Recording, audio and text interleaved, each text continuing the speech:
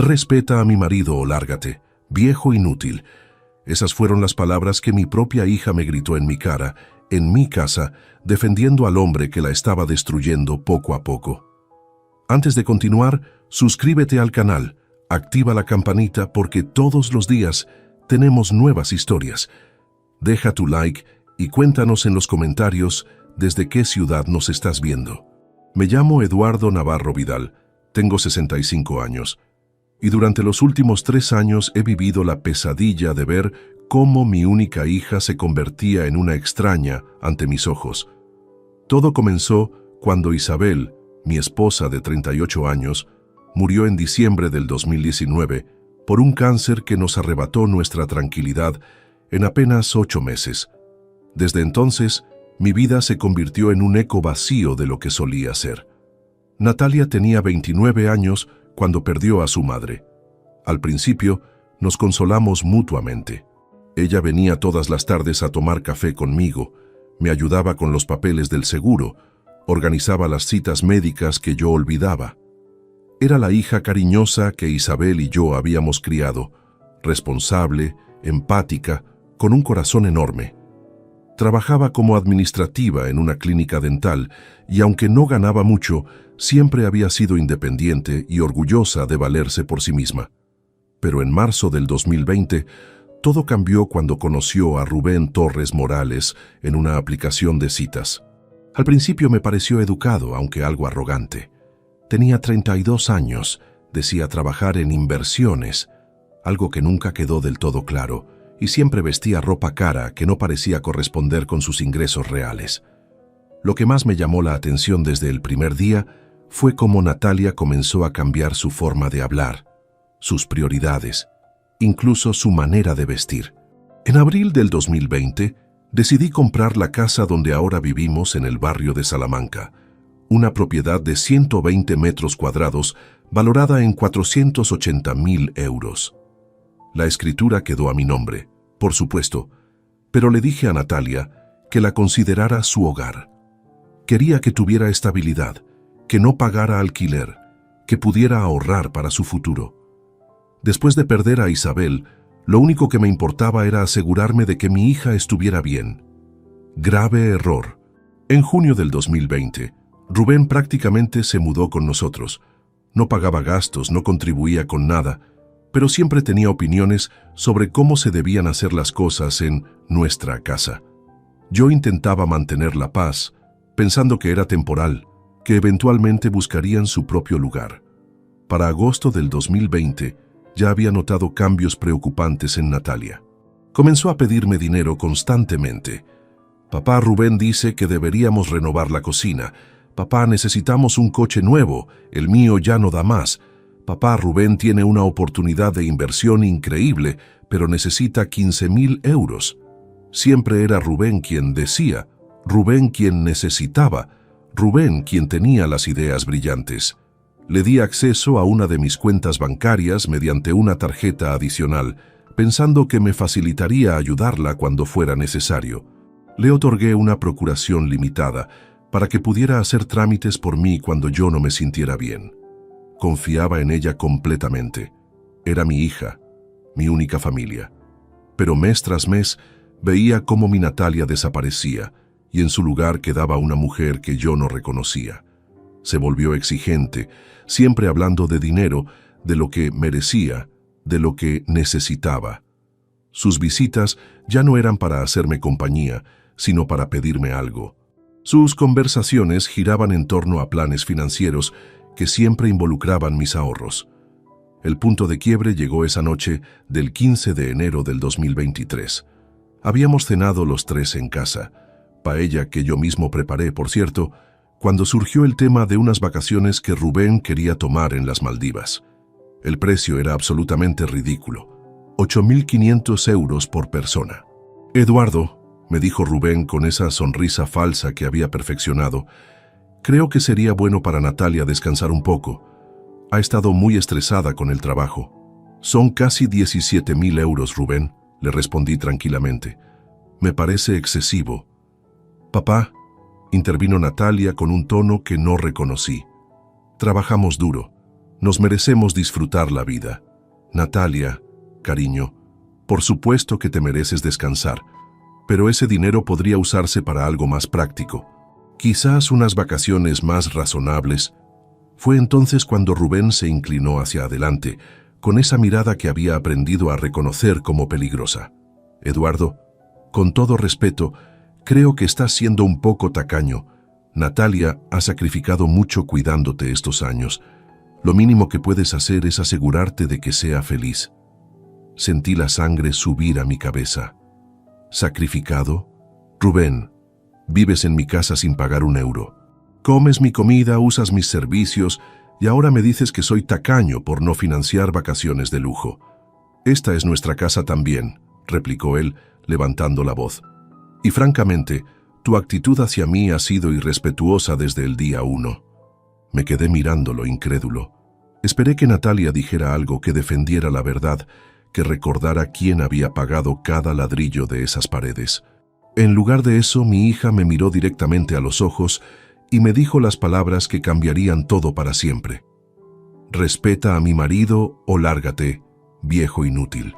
El silencio que siguió fue ensordecedor.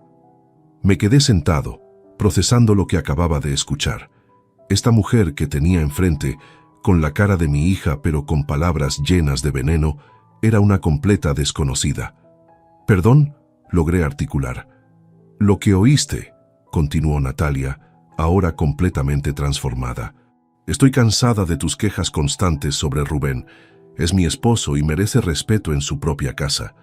«¿Su propia casa?», pregunté, sintiendo cómo se me helaba la sangre. «Nuestra casa», se corrigió, pero el daño ya estaba hecho. Me levanté lentamente de la mesa, los miré a ambos y por primera vez en 3 años vi la situación con absoluta claridad. Natalia ya no era mi hija. Se había convertido en una extensión de Rubén, en su herramienta para acceder a mi dinero, a mi generosidad, a mi amor paternal. «Muy bien», dije con una calma que me sorprendió a mí mismo.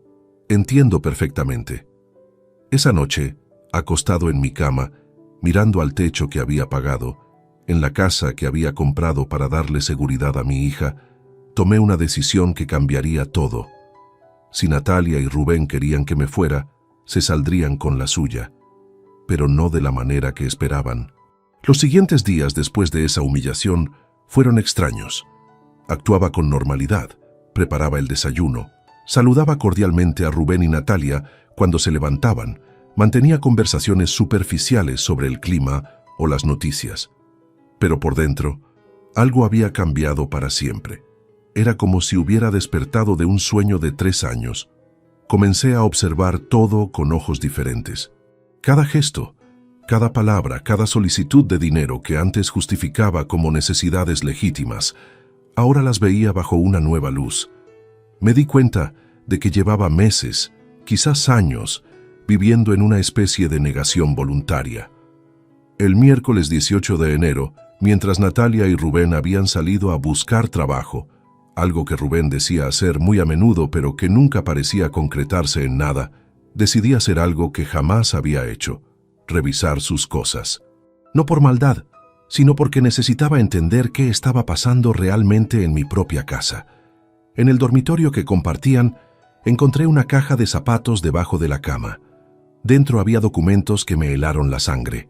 Contratos de préstamos a nombre de Natalia, por cantidades que yo desconocía completamente. 12.000 euros en marzo del 2022, 8.500 euros en julio del mismo año, 15.000 euros en octubre. Todos con intereses altísimos, todos firmados por mi hija. Pero lo que realmente me destrozó fue encontrar impresos de correos electrónicos entre Natalia y un tasador inmobiliario. El último, fechado apenas una semana antes de nuestra pelea, decía textualmente: «Estimada señora Torres, según la evaluación solicitada, la propiedad ubicada en la calle Serrano tiene un valor comercial de 495.000 euros.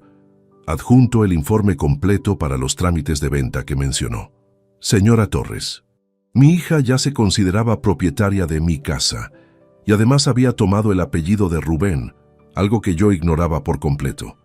Con las manos temblando, seguí leyendo. Había una cadena de correos entre Natalia y una inmobiliaria del barrio. En uno de ellos, fechado el 10 de enero, Natalia escribía: «Mi padre está de acuerdo con la venta. Es una persona mayor y prefiere mudarse a algo más pequeño. Podrían visitarnos la próxima semana para hacer las fotografías». Mentira tras mentira tras mentira. El teléfono móvil de Natalia estaba sobre la cómoda. Se lo había olvidado al salir, y sin pensarlo 2 veces, lo encendí. Conocía su contraseña porque era la fecha de nacimiento de Isabel, algo que me pareció especialmente cruel en ese momento. Los mensajes de WhatsApp con Rubén me mostraron una realidad que yo había elegido ignorar. Conversaciones enteras sobre cómo sacarme más dinero, sobre mis manías de viejo, sobre lo pesado que me había vuelto últimamente. «Ya está siendo muy difícil pedirle plata», escribía Natalia el 5 de enero. «Tranquila, amor, una vez que vendamos la casa nos iremos lejos y no tendremos que aguantarlo más», respondía Rubén. «¿Y si se niega a vender? Por eso es mejor que se vaya yendo acostumbrando a la idea. Si se pone difícil, siempre podemos presionarlo un poco más». Presionarme, como si fuera un obstáculo en sus vidas, no el hombre que les había dado todo. Pero la conversación que más me impactó fue una del 12 de enero, 3 días antes de nuestra discusión. «Rubén, mi papá está empezando a hacer preguntas sobre el dinero». Era de esperarse. Los viejos se vuelven desconfiados. No sé cómo seguir sacándole plata sin que sospeche. «Mira, Nata, tu papá está solo, deprimido, y obviamente se siente culpable por no haberte dado suficiente atención después de que murió tu mamá. Usa eso. Me da un poco de pena». ¿Pena? Natalia, ese hombre tiene más de 300.000 euros ahorrados, una casa que vale $500,000, y vive como un tacaño. Tú eres su única hija.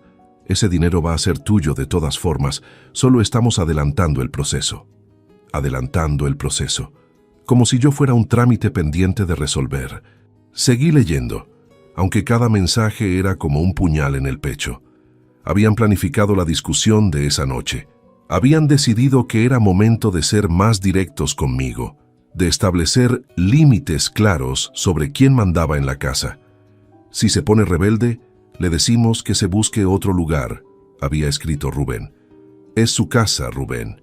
No, amor, es nuestra casa. Él nos la regaló a nosotros, ¿recuerdas?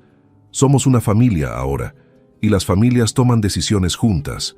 La manipulación era perfecta, sistemática, calculada. Rubén había convertido a mi hija en su cómplice, pero también en su víctima. Porque mientras leía esos mensajes, me daba cuenta de algo más. Natalia estaba cambiando incluso su forma de escribir, adoptando expresiones y actitudes que no eran suyas. En mensajes más antiguos, de cuando recién habían comenzado a salir, Natalia escribía diferente, más dulce, más considerada. «Papá se ve triste hoy. Creo que extraña mucho a mamá», había escrito en abril del 2020. «Voy a quedarme a cenar con él». Pero conforme avanzaba el tiempo, esos mensajes de empatía desaparecían, reemplazados por quejas constantes sobre mi supuesta interferencia en su relación, sobre mis exigencias de saber en qué gastaban el dinero que les daba, sobre mi mal humor cuando rechazaba alguna de sus peticiones económicas. Rubén la había programado sistemáticamente para verme como un obstáculo en lugar de como su padre. Encontré también fotografías que me rompieron el alma. Fotos de cenas caras en restaurantes que costaban más de lo que yo gastaba en comida en un mes entero. Viajes de fin de semana a hoteles de lujo pagados con la tarjeta que yo le había dado para emergencias.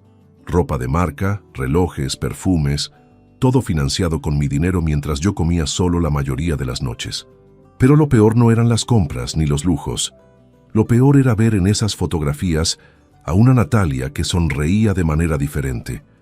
Ya no tenía esa sonrisa genuina que recordaba de su infancia, esa alegría espontánea que Isabel siempre decía que había heredado de mí. En su lugar había una sonrisa calculada, posada, como si estuviera representando un papel. Cuando terminé de revisar todo, me senté en el borde de su cama y lloré por primera vez desde el funeral de Isabel. No lloraba por el dinero, eso se podía recuperar. Lloraba por mi hija, por la mujer buena y honesta que había muerto lentamente sin que yo me diera cuenta, sustituida por esta versión mercenaria que Rubén había creado. También lloraba por mí mismo, por mi ingenuidad, por haber confundido el amor paternal con la complicidad, por haber sido tan débil después de perder a Isabel que permití que este hombre entrara en nuestras vidas y las destruyera desde adentro. Esa tarde, cuando regresaron, los observé cenar como si fuera la primera vez que los veía realmente. Rubén comía con la confianza de alguien que se siente en su propio territorio. Natalia apenas me miraba, como si mi presencia fuera una molestia necesaria. «¿Cómo les fue buscando trabajo?», les pregunté con aparente inocencia. «Bien, papá», respondió Natalia sin levantar la vista del plato. «Rubén tiene una entrevista muy prometedora la próxima semana». Mentira. Según los mensajes que había leído, habían pasado la tarde en un centro comercial gastando 340 euros en ropa. «¿En qué empresa?», insistí. Rubén se tensó ligeramente. «Es una startup de tecnología, muy innovadora. No creo que conozcas el sector». Otra mentira. No había ninguna entrevista, no había ningún trabajo, no había nada más que mi dinero financiando sus fantasías de grandeza. Esa noche, mientras ellos veían televisión en el salón riéndose de algún programa, yo me quedé en mi habitación organizando todos los documentos que había encontrado. Los fotografié con mi teléfono, los puse en orden cronológico, creé una carpeta digital con todas las evidencias. Por primera vez en 3 años, no me sentía como una víctima. Me sentía como un hombre que había recuperado la capacidad de ver la realidad. Y esa realidad era que mi hija y su marido habían construido toda su relación sobre la base de robarme sistemáticamente, no solo mi dinero, sino mi dignidad, mi confianza y mi amor paternal. Pero si algo había aprendido en mis 65 años de vida, era que la información es poder. Y ahora yo tenía toda la información que necesitaba. El viernes 20 de enero amaneció con una claridad mental que no había experimentado en años. Después de pasar 2 noches repasando toda la evidencia que había encontrado, sabía que necesitaba ayuda profesional. No podía enfrentar esta situación solo y definitivamente no podía seguir actuando desde la emoción. A las 9 de la mañana, mientras Natalia y Rubén aún dormían, salí de casa con una carpeta llena de documentos. Mi destino era el bufete de abogados Jiménez y Asociados, ubicado en la calle Velázquez. Álvaro Jiménez había sido compañero de universidad de mi hermano menor, fallecido en 2018, y aunque no habíamos mantenido contacto frecuente, sabía que era un profesional confiable, especializado en derecho civil y familiar. «Eduardo», me recibió Álvaro con una sonrisa que se desvaneció rápidamente al ver mi expresión. «¿Qué te trae por aquí tan temprano?» «Álvaro, necesito que revises unos documentos. Creo que mi hija y su marido están intentando estafarme, y necesito saber exactamente cuáles son mis derechos legales». Durante las siguientes 2 horas, repasamos meticulosamente cada papel que había encontrado. Los contratos de préstamo, los correos con la inmobiliaria, las capturas de pantalla de los mensajes de WhatsApp. Álvaro tomaba notas con creciente preocupación. «Eduardo», me dijo finalmente, quitándose las gafas y frotándose las sienes, «esto es más grave de lo que pensabas. Técnicamente, tu hija ha estado cometiendo varios delitos. Usurpación de identidad al presentarse como propietaria, intento de estafa al intentar vender una propiedad que no le pertenece, y posiblemente apropiación indebida por el uso no autorizado de tu tarjeta de crédito. ¿Pero la casa sigue siendo mía legalmente?» «Absolutamente. La escritura está a tu nombre. Nunca has firmado ninguna donación ni traspaso. Según estos documentos, solo les has dado permiso para vivir allí. En términos jurídicos, son inquilinos sin contrato de alquiler». Esas palabras me tranquilizaron enormemente, pero también me llenaron de una tristeza profunda. Mi propia hija era técnicamente una delincuente. «¿Qué opciones tengo?», pregunté. «Varias. Puedes presentar una denuncia penal por todos los delitos mencionados. Puedes revocar inmediatamente todas las procuraciones y accesos bancarios que les has otorgado. Y puedes, si decides hacerlo, iniciar un procedimiento de desahucio para recuperar tu propiedad». ¿Desahuciar a mi propia hija? Álvaro me miró con compasión. Eduardo, entiendo que es doloroso. Tienes que protegerte. Esta gente te está robando sistemáticamente y planea dejarte sin nada. Tu hija ya no es la persona que criaste. Se ha convertido en cómplice de un estafador profesional. Después de firmar los papeles necesarios para revocar inmediatamente las procuraciones y autorizar a Álvaro para que actuara en mi nombre, regresé a casa con una mezcla de alivio y melancolía. El camino de vuelta me trajo recuerdos que había estado evitando durante meses. Recordé el día que Natalia nació, el 15 de septiembre de 1990. Isabel había tenido un parto complicado, y cuando finalmente pude sostener a mi hija en brazos, juré que siempre la protegería. Recordé sus primeras palabras, sus primeros pasos, la forma en que corría hacia mí cuando llegaba del trabajo gritando, «Papá, papá». Recordé también el día de su graduación universitaria en 2013. Estudió Administración de Empresas con notas excelentes, y cuando recibió su diploma, me abrazó y me susurró al oído, «Gracias por creer en mí, papá. Todo lo que soy es gracias a ti y a mamá». ¿En qué momento esa niña se había convertido en la mujer que ahora tramaba vender mi casa a mis espaldas? La respuesta llegó cuando recordé más específicamente los cambios que había notado después de la muerte de Isabel. Durante los primeros meses de duelo, Natalia venía todos los días. Me ayudaba con la comida, organizaba las medicinas que necesitaba tomar para la depresión, se quedaba conmigo viendo películas hasta muy tarde. Era mi ancla en un mundo que se había vuelto gris y sin sentido. Pero cuando apareció Rubén, todo cambió gradualmente. Al principio fueron pequeños detalles. Llegaba un poco más tarde, se quedaba menos tiempo, parecía distraída cuando hablábamos. Luego comenzaron las cancelaciones. «Papá, hoy no puedo venir, Rubén y yo tenemos planes».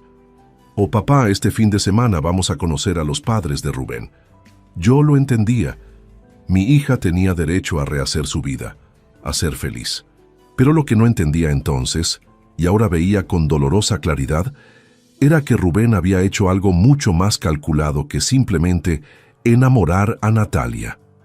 La había aislado de mí sistemáticamente, reemplazando su afecto natural con una dependencia económica tóxica. En lugar de venir a visitarme porque me quería, comenzó a venir solo cuando necesitaba algo. En lugar de preguntarme cómo me sentía, empezó a preguntarme si podía ayudarla con algún gasto.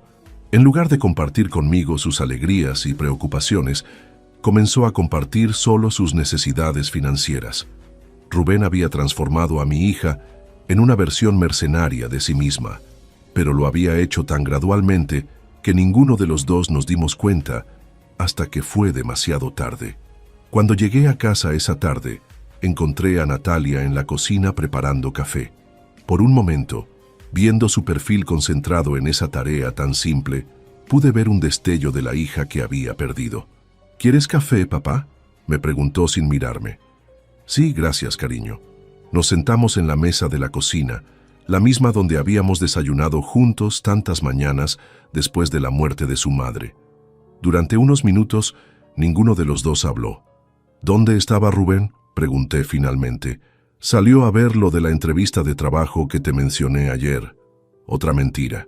Según había comprobado esa misma mañana revisando los movimientos de la tarjeta de crédito, Rubén había gastado 180 euros en una tienda de deportes a esa misma hora. «Natalia», dije suavemente, «¿tú eres feliz?». La pregunta pareció tomarla por sorpresa. Me miró directamente por primera vez en semanas. «¿Qué tipo de pregunta es esa, papá?». Una pregunta sincera. «Te veo diferente últimamente, más tensa, más distante».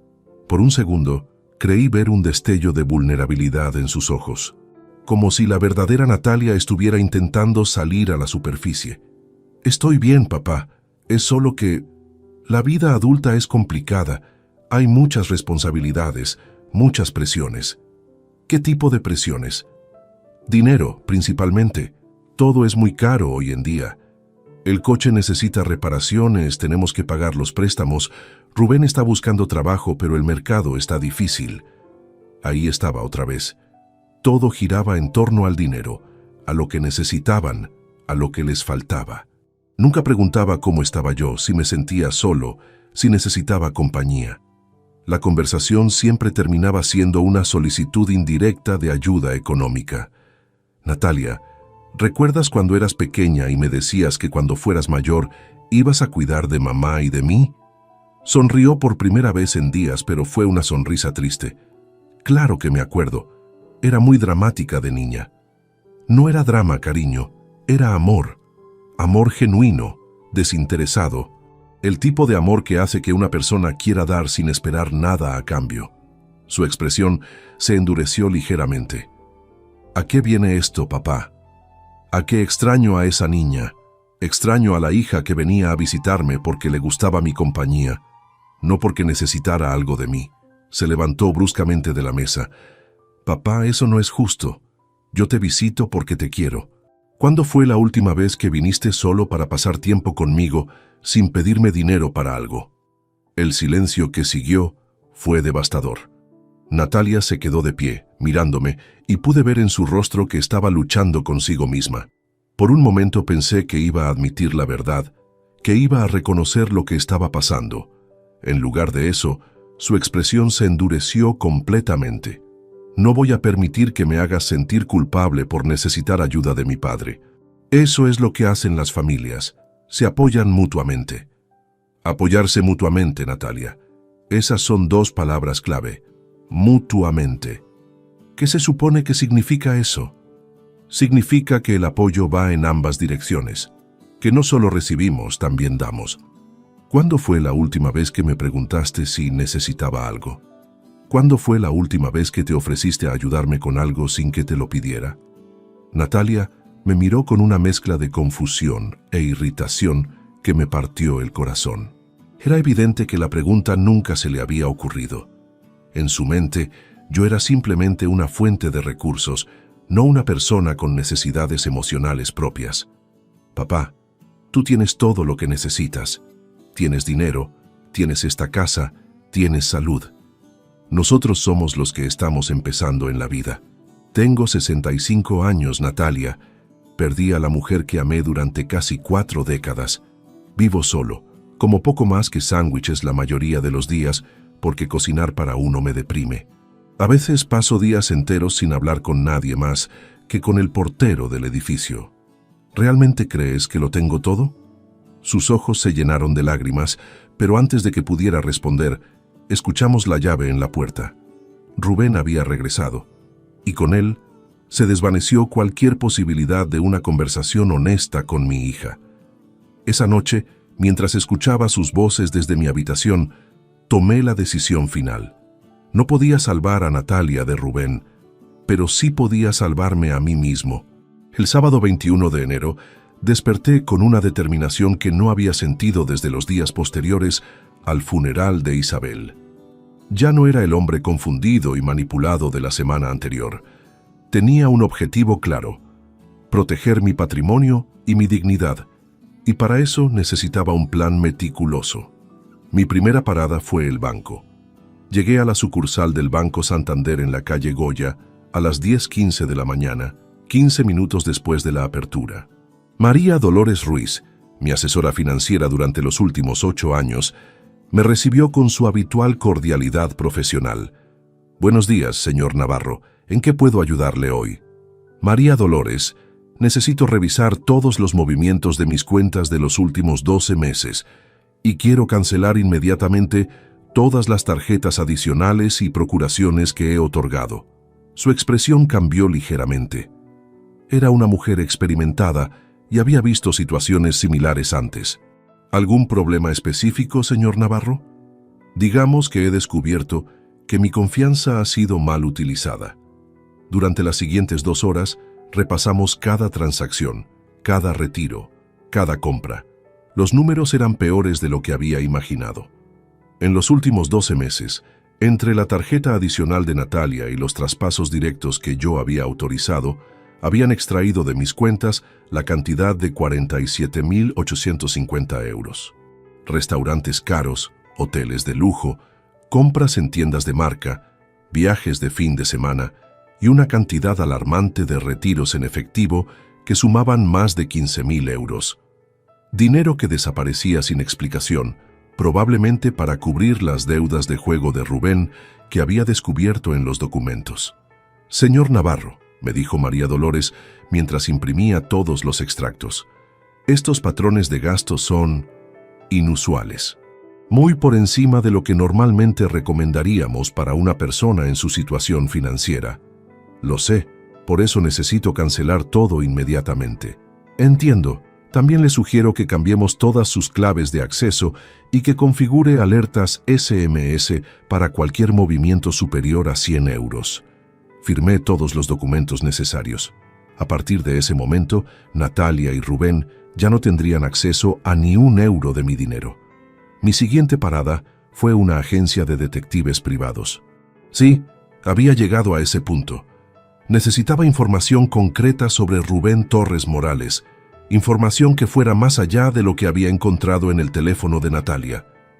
La agencia Investigaciones Madrid estaba ubicada en un discreto edificio de oficinas en la calle Príncipe de Vergara. Andrés Pascual, el detective que me atendió, era un hombre de unos 50 años con aspecto serio y profesional. «Señor Navarro, ¿qué tipo de información necesita sobre esta persona?» Le expliqué la situación sin entrar en detalles demasiado personales. Necesitaba saber el historial financiero de Rubén, sus antecedentes penales si los tenía, sus verdaderos ingresos y cualquier información relevante sobre sus actividades. «El informe estará listo en una semana», me aseguró Andrés. «Incluirá todo lo que podamos encontrar: historial crediticio, antecedentes judiciales, propiedades a su nombre, empresas registradas y un seguimiento de sus actividades durante 5 días laborables». El costo era de 1.200 euros, pero después de haber perdido casi 48.000 en un año, me pareció una inversión necesaria. Esa tarde, de regreso en casa, comencé la parte más difícil del plan: documentar todo minuciosamente. Creé 3 carpetas digitales en mi ordenador: evidencias financieras, comunicaciones interceptadas y documentos legales. En la primera carpeta guardé todas las capturas de pantalla de los extractos bancarios, organizadas por meses y categorizadas por tipo de gasto. En la segunda, todas las fotografías de los mensajes de WhatsApp que había encontrado en el teléfono de Natalia. En la tercera, copias digitales de todos los documentos que Álvaro había preparado, incluyendo las revocaciones de procuraciones y los informes legales sobre mis derechos como propietario. Mientras organizaba esta información, no pude evitar sentir una profunda tristeza. Estaba preparando un caso legal contra mi propia hija, pero también sentí algo más, una sensación de recuperar el control de mi vida que no había experimentado en años. El domingo por la mañana, mientras Natalia y Rubén aún dormían, recibí una llamada inesperada de mi sobrina Carmen Vidal, hija de mi hermano fallecido. Carmen vivía en Valencia, trabajaba como profesora de secundaria y manteníamos contacto esporádico desde el funeral. «Tío Eduardo», me dijo con voz preocupada, «necesito hablar contigo sobre algo delicado». «Dime, Carmen, ¿qué pasa?» «Es sobre Natalia. La semana pasada me llamó preguntándome si sabía algo sobre tus planes de vender la casa. Me dijo que estabas pensando en mudarte a un piso más pequeño y que querías su opinión sobre el valor de la propiedad». Se me heló la sangre. «¿Y tú qué le dijiste?» Le dije que no sabía nada, que era la primera vez que escuchaba sobre esos planes. Pero tío, me pareció muy raro. Natalia nunca me había llamado antes para preguntarme sobre tus asuntos y además sonaba diferente, como más calculadora. «Carmen, ¿podrías hacerme un favor? Si Natalia o su marido vuelven a contactarte por cualquier tema, el lunes 23 de enero comencé a ejecutar la primera fase de mi plan.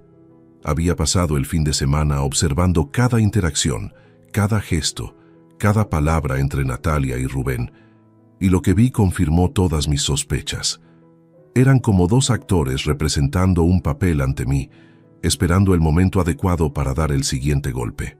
A las 8:30 de la mañana, cuando ambos salieron supuestamente a buscar trabajo, me dirigí al notario. Tenía una cita con Fernando López Herrera, el mismo profesional que había redactado mi testamento después de la muerte de Isabel. Necesitaba hacer algunos cambios importantes en mis disposiciones testamentarias. «Eduardo», me saludó Fernando con su característica seriedad, «¿qué modificaciones quieres hacer en tu testamento?» «Quiero establecer una cláusula muy específica, Fernando. Si al momento de mi fallecimiento, mi hija mantiene una relación matrimonial o de pareja con Rubén Torres Morales, su herencia quedará reducida a la legítima estricta establecida por ley. El resto de mi patrimonio pasará a obras benéficas que yo designaré». Fernando levantó las cejas. «Es una cláusula poco común, pero perfectamente legal. ¿Hay alguna razón específica? Tengo motivos para creer que mi hija está siendo manipulada por esta persona para acceder a mi patrimonio de manera fraudulenta. Entiendo. También podemos establecer un fideicomiso que proteja los bienes hasta que se cumplan ciertas condiciones que tú determines». Firmamos la modificación testamentaria y establecimos además un fideicomiso que entraría en vigor inmediatamente. A partir de ese momento, si algo me pasaba, Rubén Torres no vería ni un céntimo de mi dinero. Mi siguiente parada fue la compañía de seguros. Durante años había mantenido pólizas de vida y hogar con Natalia como beneficiaria principal. Era hora de hacer algunos ajustes.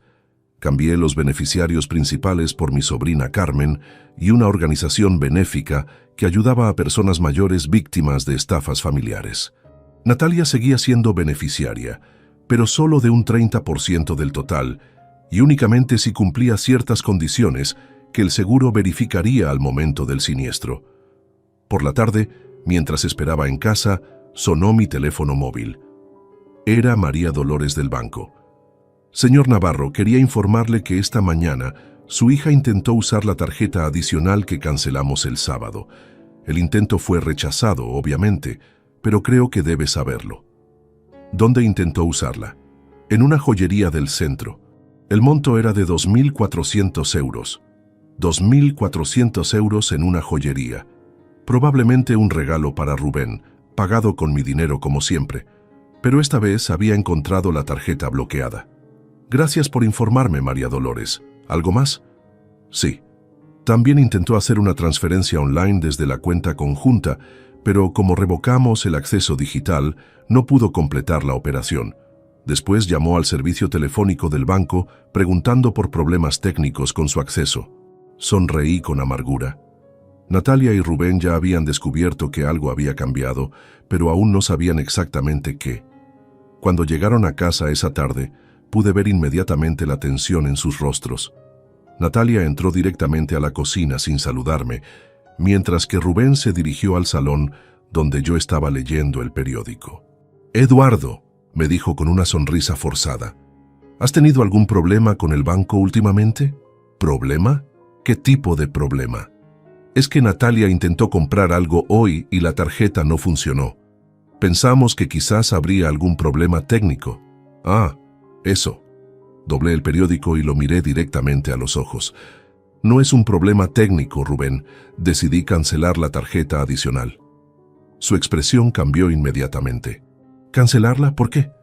«Porque es mi dinero y puedo hacer con él lo que considere conveniente». Natalia apareció en la puerta de la cocina. Claramente había estado escuchando la conversación.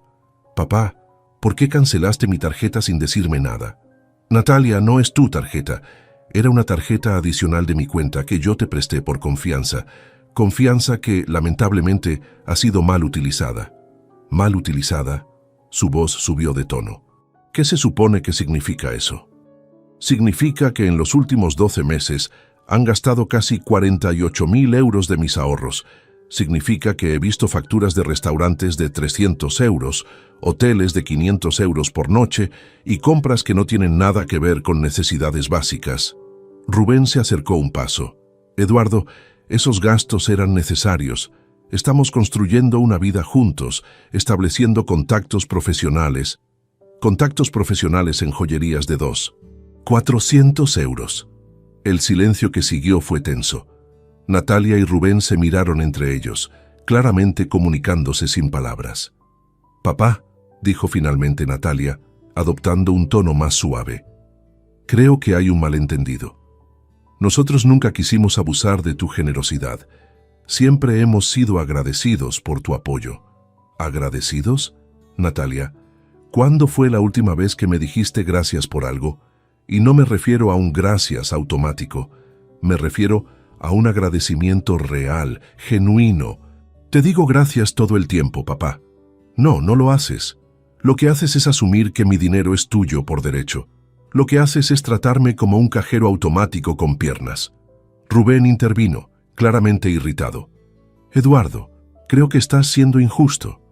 Natalia te adora, y todo lo que hemos hecho ha sido con tu conocimiento y aprobación. ¿Mi aprobación para intentar vender mi casa a mis espaldas?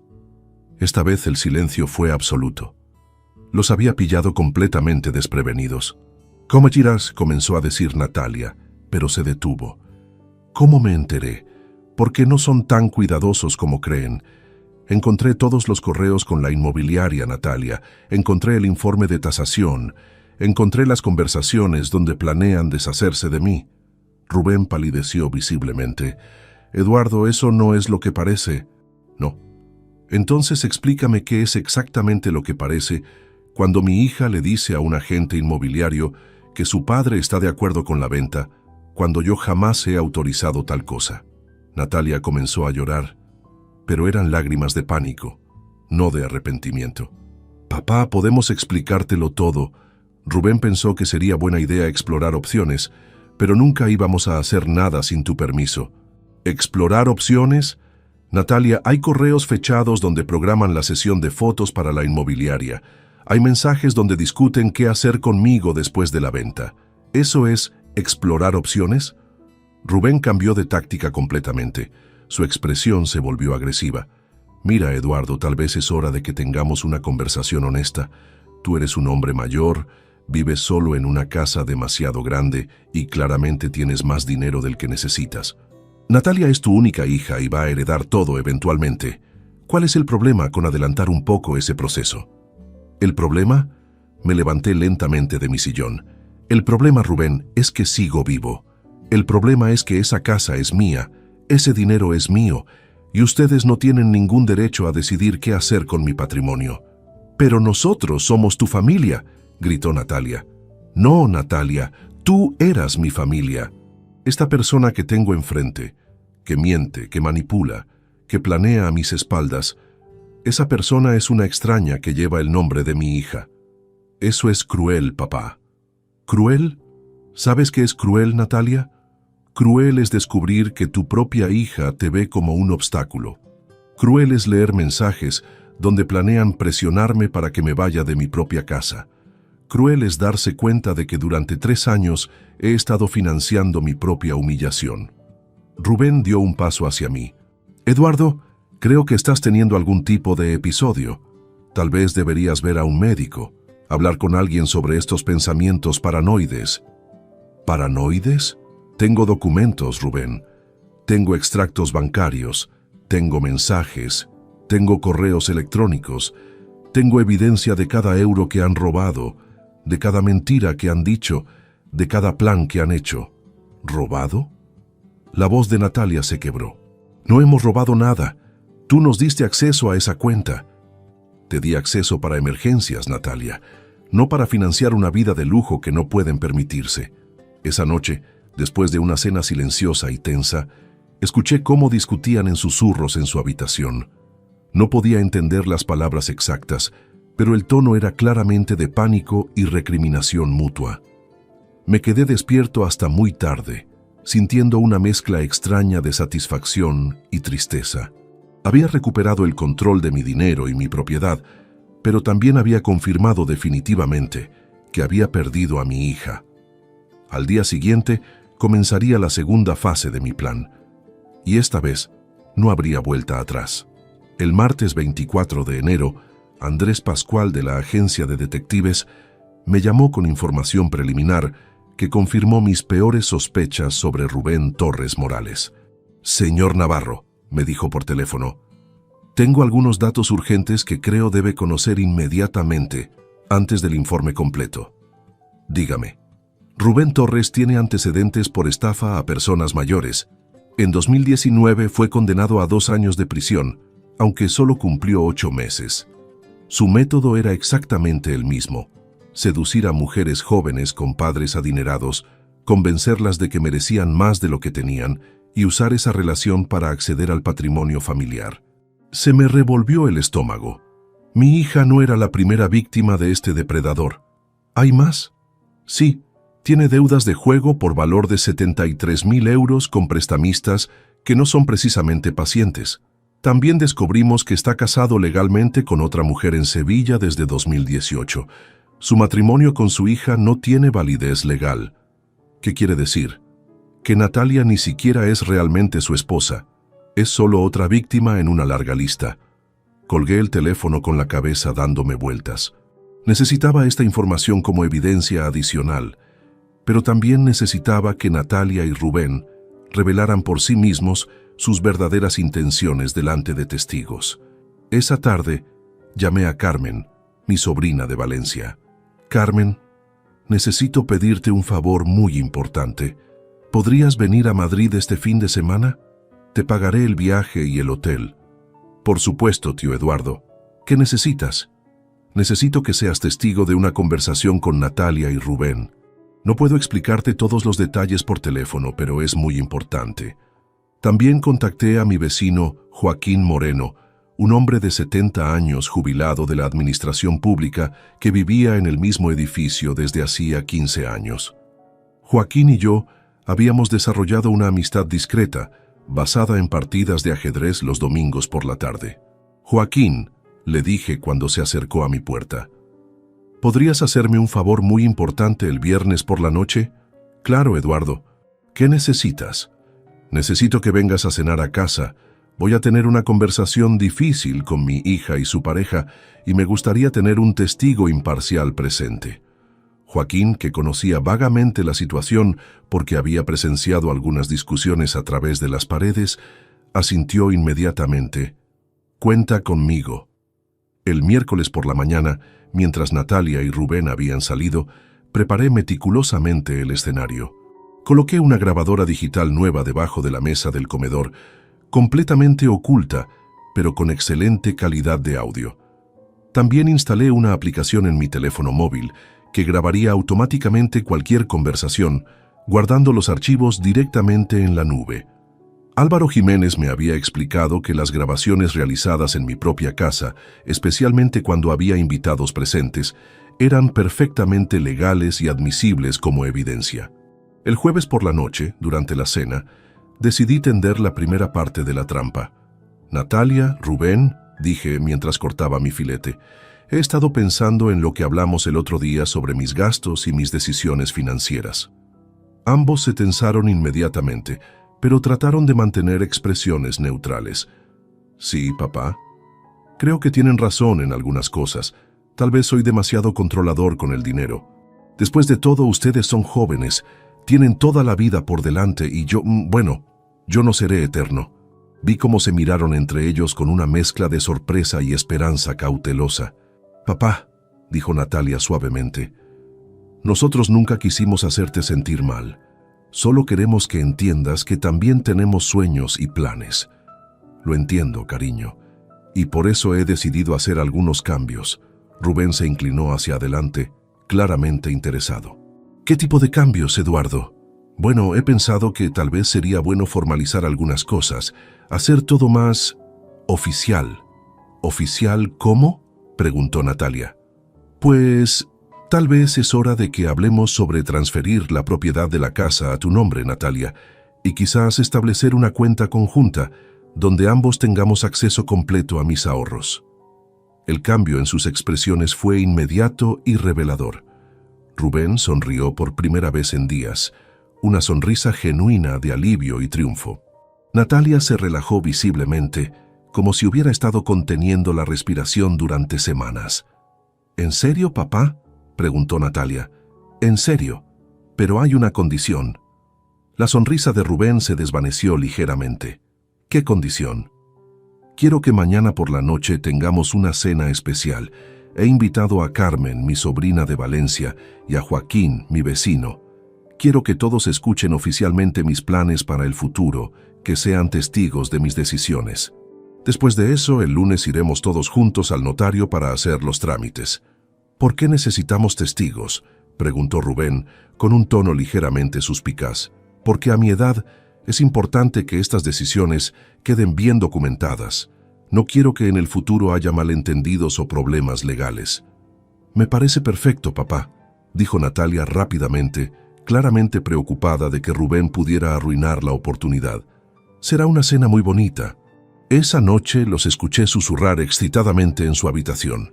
Palabras como «finalmente», «teníamos razón» y «más fácil de lo que pensábamos» llegaban hasta mis oídos a través de las paredes.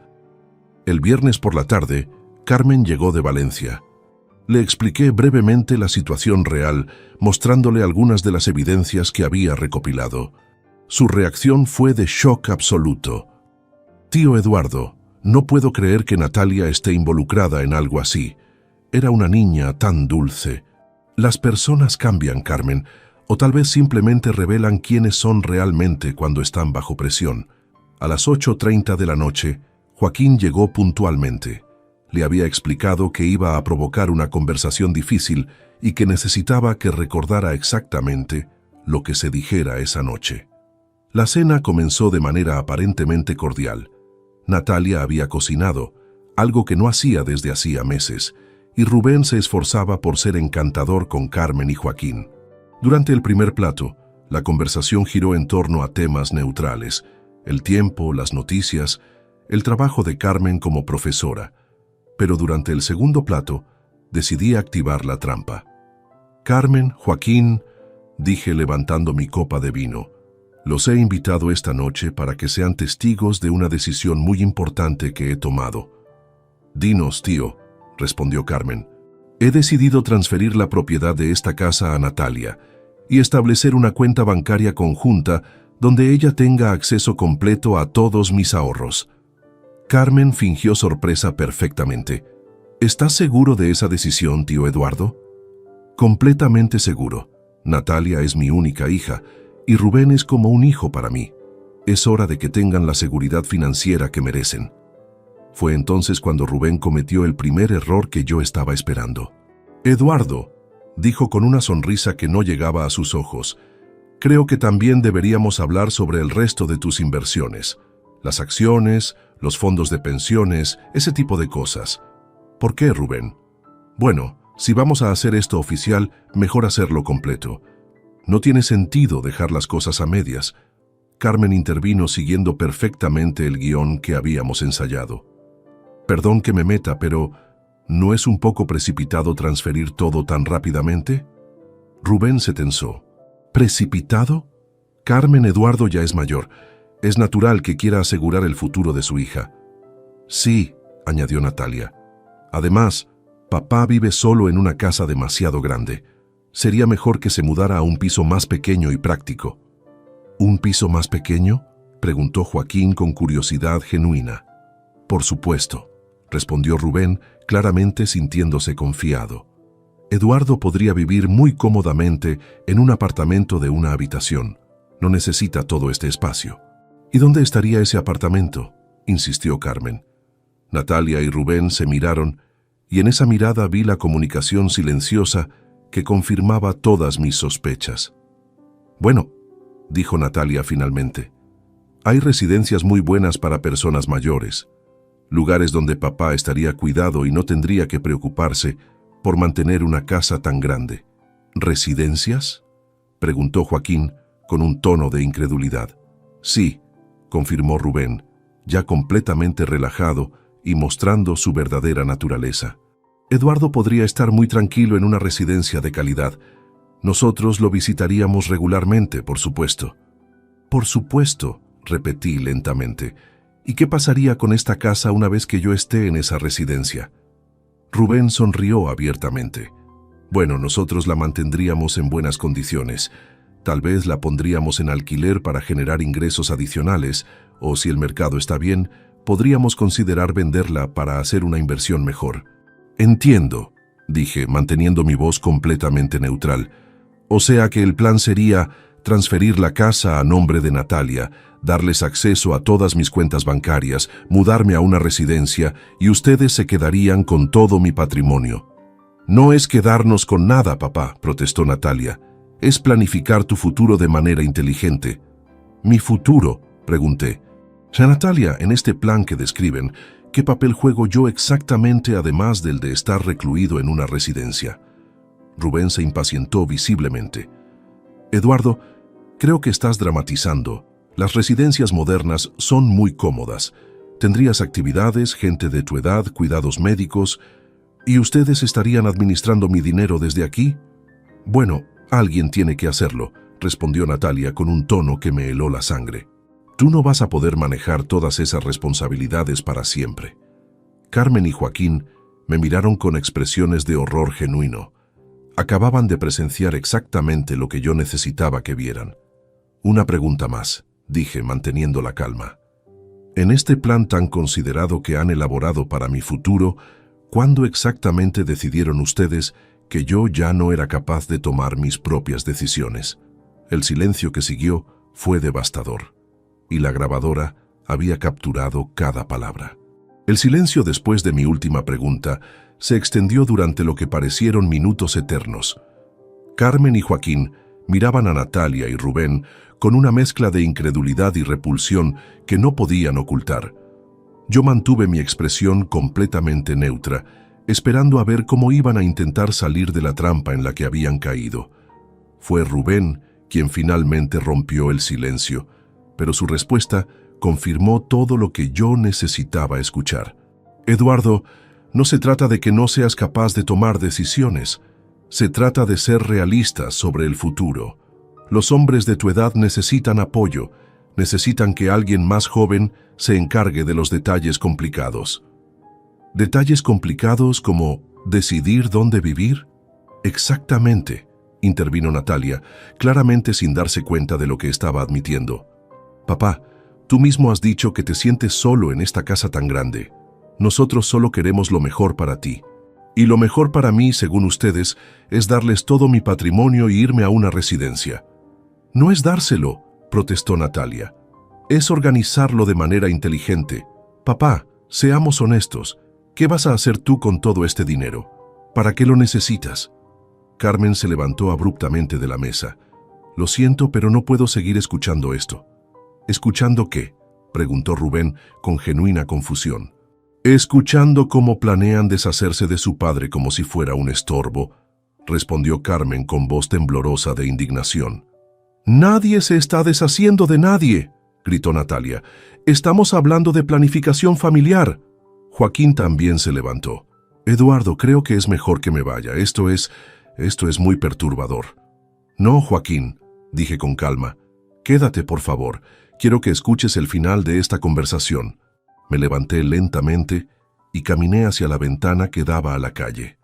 Durante un momento observé el tráfico nocturno, las luces de los edificios vecinos, la vida normal que continuaba fuera, mientras adentro se desarrollaba esta revelación devastadora.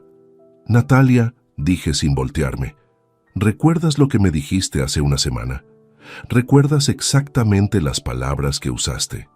Papá, no sé de qué hablas. Te refrescó la memoria. Respeta a mi marido o lárgate, viejo inútil. Esas fueron tus palabras exactas. El silencio volvió a llenar la habitación. Y ahora, continué, volteándome para mirarlos directamente. Acaban de explicar delante de 2 testigos cómo planean manipularme para entregarles todo mi patrimonio y luego deshacerse de mí enviándome a una residencia. Eso no es lo que dijimos, protestó Rubén, pero su voz sonaba desesperada. ¿No? Joaquín, Carmen, ¿podrían repetir lo que escucharon sobre mis supuestas necesidades futuras? Carmen habló primero con voz firme. Escuché que planean transferir tu casa a nombre de Natalia, tener acceso a todas tus cuentas bancarias, enviarte a una residencia y luego alquilar o vender tu propiedad para hacer mejores inversiones. Joaquín asintió gravemente. También escuché que consideran que ya no eres capaz de tomar tus propias decisiones sobre dónde vivir o cómo manejar tu dinero.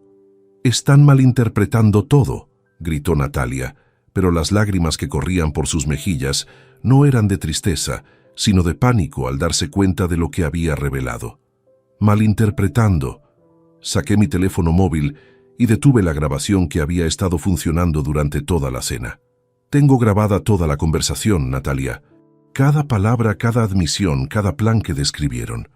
Rubén se puso de pie violentamente.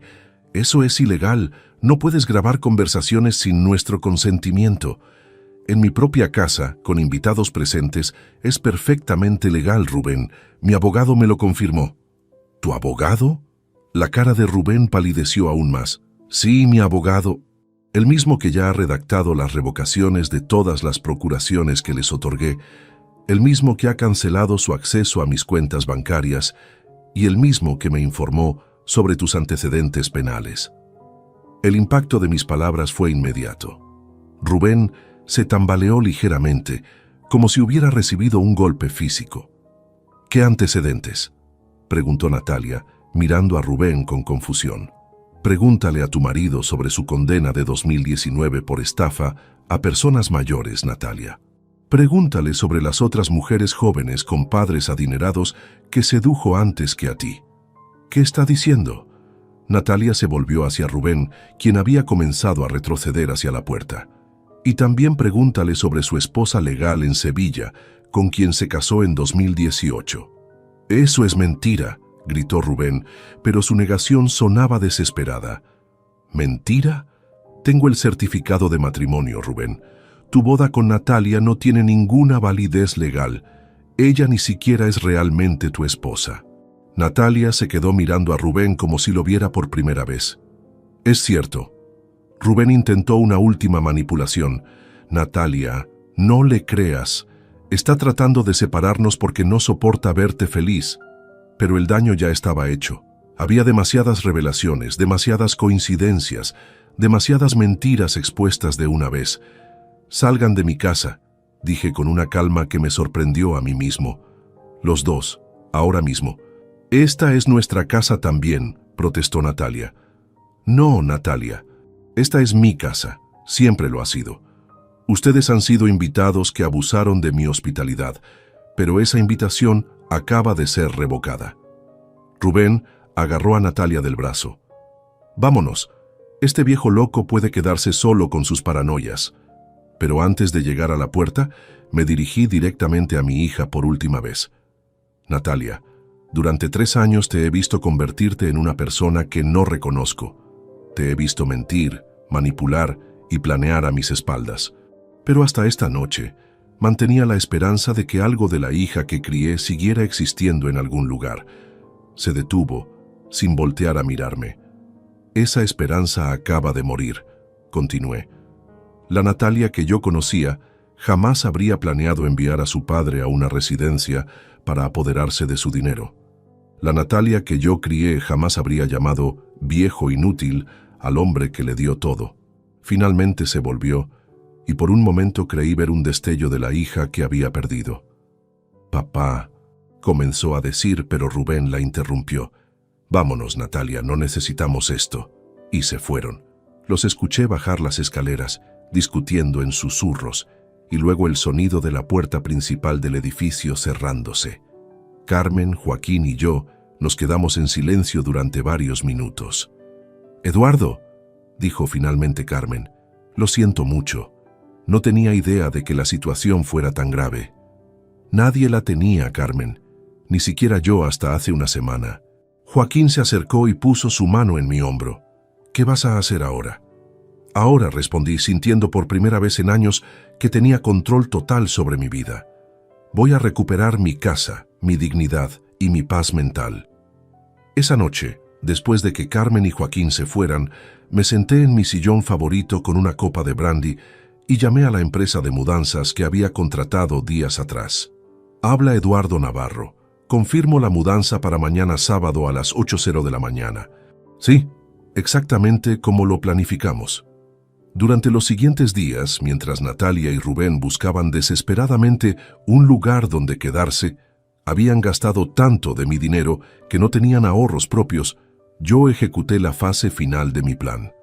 El sábado por la mañana, cuando llegaron los de la mudanza, ya había empacado todas mis pertenencias importantes: Muebles, electrodomésticos, cuadros, libros, la vajilla de Isabel, las fotografías familiares, todo lo que realmente me importaba cabía en un camión de mudanza mediano. Mi nuevo hogar era un apartamento de 2 habitaciones en el barrio de Chamberí, perfectamente acondicionado para una persona de mi edad, con una terraza pequeña donde podía tomar el café por las mañanas y una biblioteca donde podía leer en paz. Pero lo más importante no era lo que me llevaba, era lo que dejaba atrás. En la mesa del comedor de la casa que había comprado para mi hija, dejé un sobre con una carta y las llaves del apartamento. La carta decía simplemente: Natalia, esta casa vuelve a estar disponible para alquiler. Si quieres seguir viviendo aquí, el alquiler mensual es de 2.200 euros, pagaderos por adelantado el día 1 de cada mes. Si no puedes permitírtelo, tienes 30 días para encontrar otro lugar. La decisión es tuya, papá. Esa tarde, desde mi nuevo hogar, con una taza de café en la mano y la luz del sol entrando por mi nueva ventana, recibí 8 llamadas perdidas de Natalia. No contesté ninguna. Por primera vez en 3 años, el silencio me parecía hermoso. El domingo 29 de enero por la mañana, mientras disfrutaba de mi primer café en la tranquilidad de mi nuevo apartamento, sonó el timbre. Por el portero automático escuché la voz desesperada de Natalia. «Papá, por favor abre. Necesitamos hablar. No tenemos nada de qué hablar, Natalia. Por favor, no tenemos dónde quedarnos. La casa está vacía. La casa está disponible para alquiler. Te dejé los términos en la carta. 2.200 euros al mes. Papá, sabes que no tenemos ese dinero. Entonces, supongo que tendrán que buscar algo más acorde a sus posibilidades reales. Papá, por favor, podemos arreglar esto». «No, Natalia, no podemos». Corté la comunicación y subí el volumen de la radio. Durante los siguientes 3 días, los timbrazos se sucedieron a diferentes horas. Temprano por la mañana, durante la siesta, tarde por la noche. Después de una semana, finalmente cesaron. Pero la verdadera confirmación de que mi plan había funcionado llegó el miércoles 8 de febrero, cuando Carmen me llamó desde Valencia.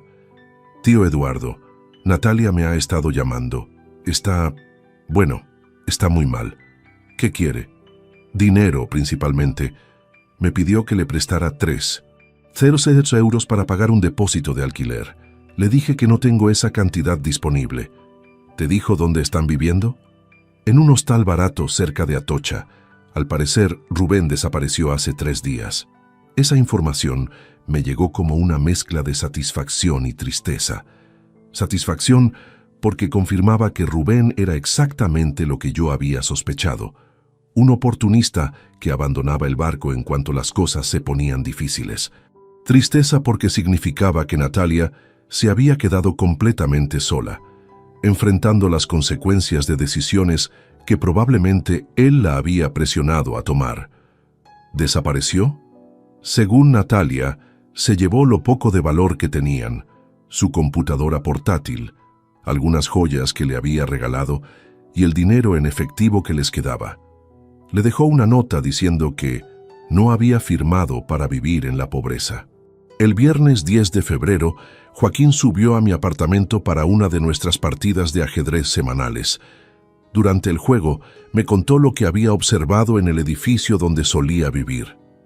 «Eduardo, han venido varios tipos preguntando por Rubén Torres. Tipos que no parecían precisamente cobradores normales, si entiendes lo que quiero decir. ¿Los prestamistas de sus deudas de juego?» «Eso creo. El portero me dijo que uno de ellos preguntó específicamente si sabía dónde podían encontrarlo. Y cuando le dijeron que se había mudado sin dejar dirección, no parecieron muy contentos». «¿Y Natalia?» «La vieron por el edificio hace 2 días, tratando de convencer al portero de que la dejara entrar para recoger algunas cosas que se habían quedado. Pero como tú habías dejado instrucciones específicas de que solo se permitiera el acceso a los inquilinos oficiales que pagaran el alquiler, no pudo entrar».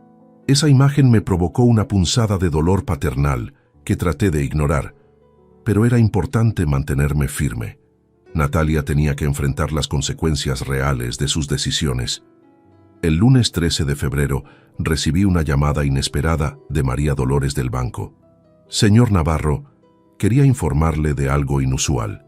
Su hija vino a la sucursal esta mañana tratando de acceder a sus cuentas. ¿Qué tipo de acceso? Alegaba que usted le había dado permiso verbal para hacer una transferencia de emergencia. Obviamente le explicamos que había cancelado todas las autorizaciones y que necesitaríamos una orden por escrito suya para cualquier transacción. ¿Cómo reaccionó? Se puso muy alterada. Comenzó a llorar y a decir que era una emergencia familiar, que usted estaba enfermo y no podía venir personalmente. Tuvimos que pedirle que se retirara. ¿Hicieron bien? Por favor, documenten ese incidente en mi expediente. El miércoles 15 de febrero, mientras compraba en el mercado cerca de mi nuevo apartamento, me encontré con Pilar Vázquez, una vecina del edificio anterior que conocía superficialmente. «Eduardo», me saludó con expresión preocupada. «¿Cómo estás? Me enteré de que te mudaste». «Muy bien, Pilar. Gracias por preguntar. Es que... Bueno, no sé si debo contarte esto, pero vi a Natalia el otro día en el barrio. Se veía muy diferente». «¿Diferente cómo?»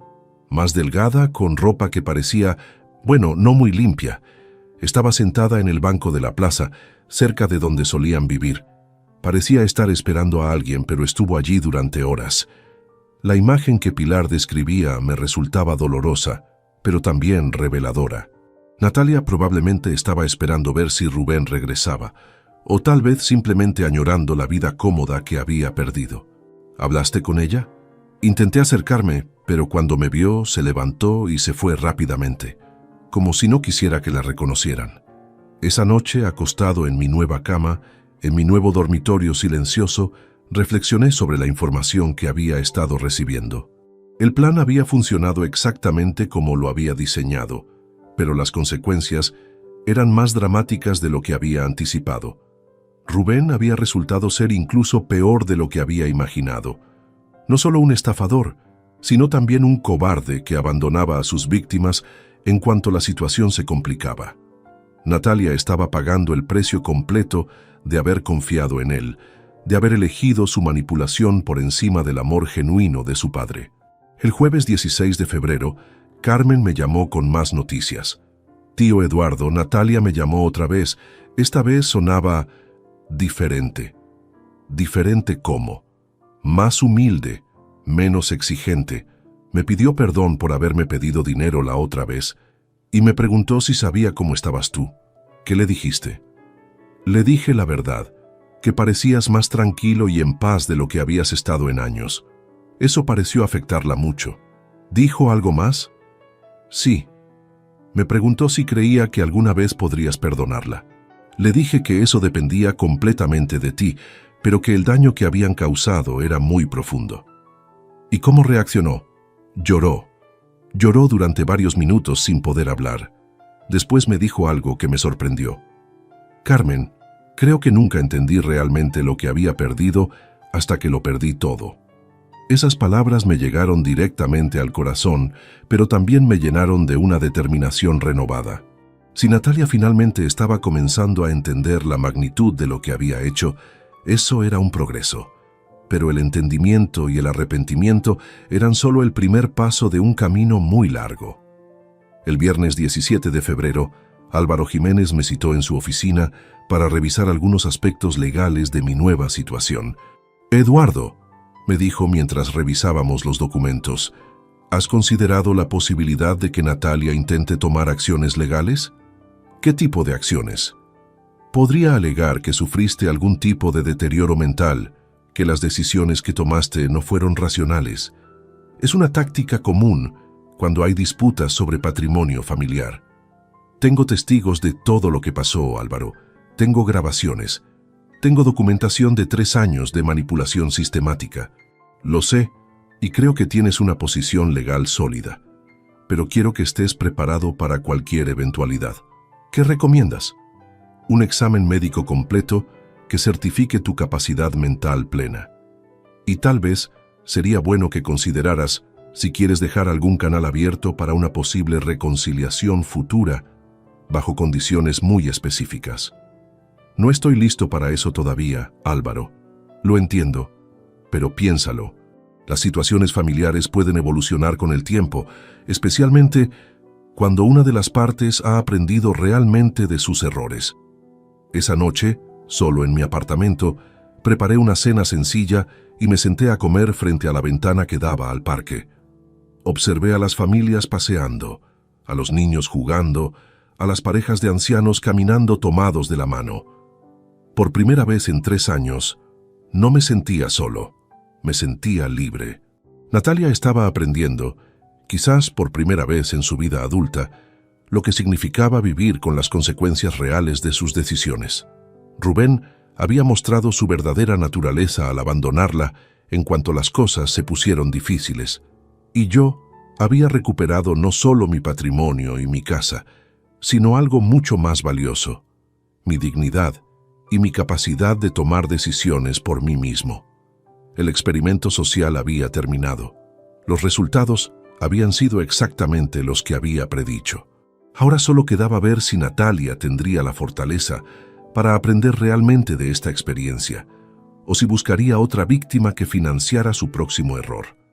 El tiempo me daría esa respuesta. Marzo de 2023 llegó con una primavera temprana y noticias que confirmaron mis peores sospechas sobre Rubén Torres. El detective Andrés Pascual me llamó un martes por la mañana con información adicional que había conseguido a través de sus contactos en la policía. «Señor Navarro, tengo novedades importantes sobre su exyerno». «Escucho». Rubén Torres fue arrestado en Bilbao la semana pasada. Intentaba estafar a una viuda de 72 años usando exactamente el mismo método que empleó con su hija. ¿La misma estrategia? Idéntica. Se había hecho novio de la nieta de la señora, una chica de 28 años, y estaba presionándola para que convenciera a la abuela de transferirle propiedades por su propio bien. Afortunadamente, la familia había sido alertada por los antecedentes que nosotros habíamos reportado a las autoridades competentes. ¿Qué va a pasar con él? Esta vez no va a salir tan fácilmente. Es su segunda condena por el mismo tipo de delito, y además tiene esas deudas pendientes con prestamistas que no van a esperar indefinidamente. Colgué el teléfono sintiendo una extraña mezcla de satisfacción y preocupación. Satisfacción porque se había hecho justicia, preocupación porque esto significaba que Natalia se había asociado, sin saberlo completamente, con un delincuente habitual. Esa tarde, mientras regaba las plantas de mi pequeña terraza, recibí una llamada de número desconocido. ¿Eduardo Navarro? Sí, ¿quién habla? Soy Mónica Herrera, trabajadora social del Ayuntamiento de Madrid. Tengo a una joven aquí que dice ser su hija, Natalia Navarro Torres. Está solicitando ayuda social de emergencia y nos ha dado su nombre como contacto familiar. Se me encogió el estómago. ¿Ayuda social de emergencia? Sí, señor. Vivienda temporal y ayuda alimentaria. Alega que ha sido víctima de violencia económica familiar y que no tiene recursos ni lugar donde vivir. ¿Violencia económica familiar? Según su versión, usted la echó de casa sin previo aviso y le cortó todo apoyo económico de manera repentina, dejándola en situación de desamparo. Durante un momento, sentí una ira que no había experimentado en meses. Incluso después de todo lo que había pasado, Natalia seguía intentando manipular la situación presentándose como víctima. Señora Herrera, ¿podría decirle a mi hija que estoy disponible para hablar con usted y con ella juntas? Pero solo si ella está dispuesta a escuchar toda la historia, no solo su versión. Por supuesto, señor Navarro. ¿Podría venir a nuestras oficinas mañana a las 11 de la mañana? Allí estaré. Esa noche preparé meticulosamente toda la documentación que podría necesitar. Extractos bancarios, grabaciones, mensajes interceptados, el informe del detective sobre Rubén, testimonios de Carmen y Joaquín. Si Natalia quería jugar la carta de víctima, yo estaba preparado para mostrar la realidad completa. La oficina de servicios sociales era un edificio gris y funcional en el distrito de Puente de Vallecas. Llegué 15 minutos antes de la cita y esperé en una sala con sillas de plástico naranja y carteles informativos sobre ayudas gubernamentales. Cuando vi entrar a Natalia, casi no la reconocí. Había perdido al menos 10 kilos. Llevaba ropa que claramente no era suya, demasiado grande y descolorida por múltiples lavados, y tenía unas ojeras profundas que le daban un aspecto de agotamiento total. Por un momento, todos mis instintos paternales me gritaron que corriera hacia ella, que la abrazara, que olvidara todo lo que había pasado. Pero me mantuve firme, recordando las grabaciones de sus planes para enviarme a una residencia. «Papá», me dijo con voz quebrada cuando me vio. «Natalia». Mónica Herrera era una mujer de unos 40 años, con expresión seria pero comprensiva. Nos hizo pasar a una oficina pequeña donde había preparado un expediente sobre el caso. «Señor Navarro, señorita Torres», comenzó, «estamos aquí para evaluar la situación familiar y determinar qué tipo de ayuda social podría ser apropiada. Antes de comenzar», dije, «quiero aclarar que mi hija no se llama Torres. Su nombre legal es Natalia Navarro Vidal. El apellido Torres lo adoptó informalmente de una relación que, según hemos descubierto, no tenía validez legal». Mónica tomó nota. «Entendido. Señorita Navarro, ¿podría explicarme su versión de los acontecimientos?». Natalia comenzó a hablar con voz temblorosa, pero su relato era una versión completamente distorsionada de la realidad. Según ella, yo había sufrido un cambio de personalidad repentino, me había vuelto paranoico y controlador, y había decidido castigarla por haber encontrado la felicidad con Rubén. «Mi padre siempre fue muy generoso», dijo entre lágrimas, «pero después de la muerte de mi madre se volvió muy dependiente emocionalmente de mí. Cuando conocí a Rubén y empecé a hacer mi propia vida, no lo aceptó».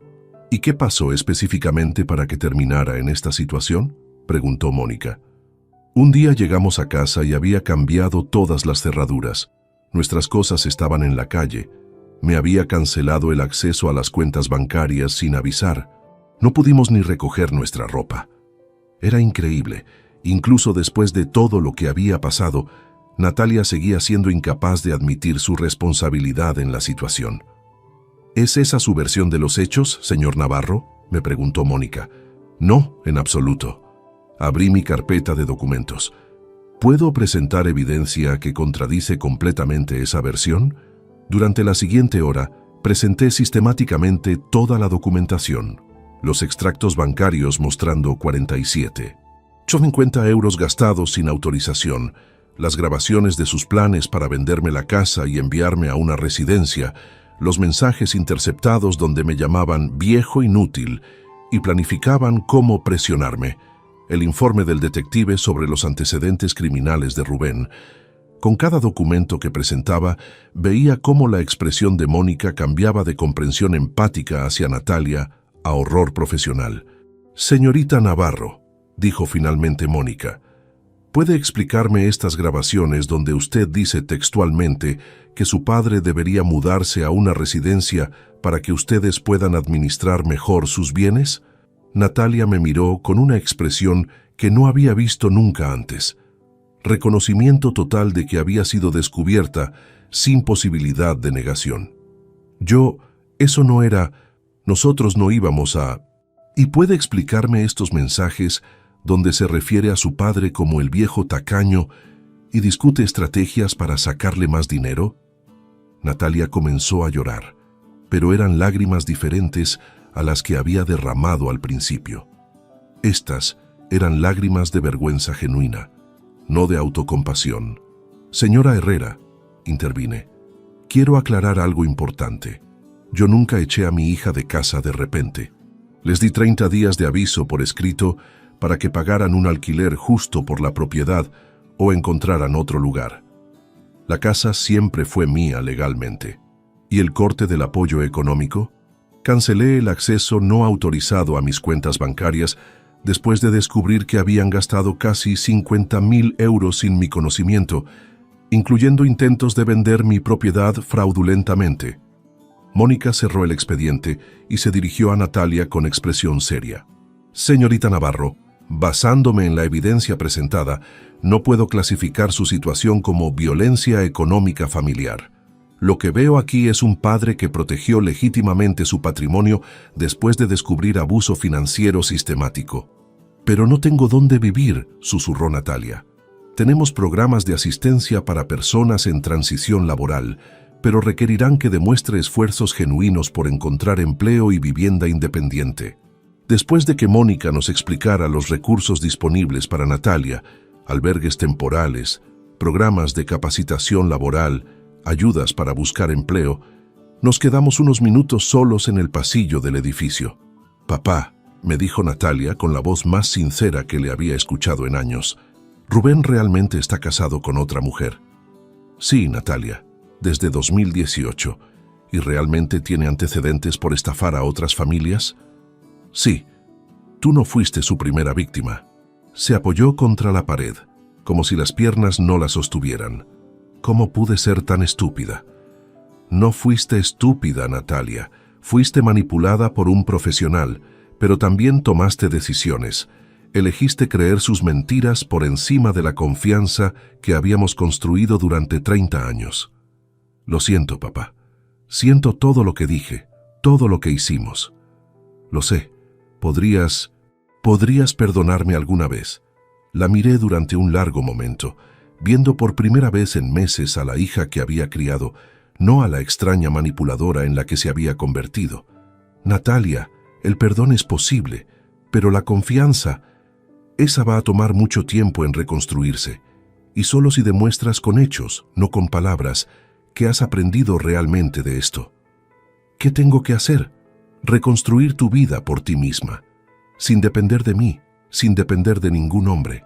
Demostrar que puedes ser la persona independiente y honesta que yo creía que eras». Se quedó en silencio durante varios minutos. «Y mientras tanto, yo voy a seguir viviendo mi vida, en paz, con dignidad, y tomando mis propias decisiones». La dejé allí, en el pasillo de la oficina de servicios sociales, enfrentando por primera vez las consecuencias reales de sus elecciones. Sabía que era lo más difícil que había hecho en mi vida. También sabía que era lo más necesario. 2 años y 3 meses habían pasado desde aquella tarde en la oficina de servicios sociales, cuando, un sábado lluvioso de junio de 2025, escuché el timbre de mi apartamento a las 9:30 de la mañana. A través del portero automático, reconocí inmediatamente la voz, aunque sonaba diferente, más madura, menos exigente. «Papá, soy Natalia. ¿Podríamos hablar?»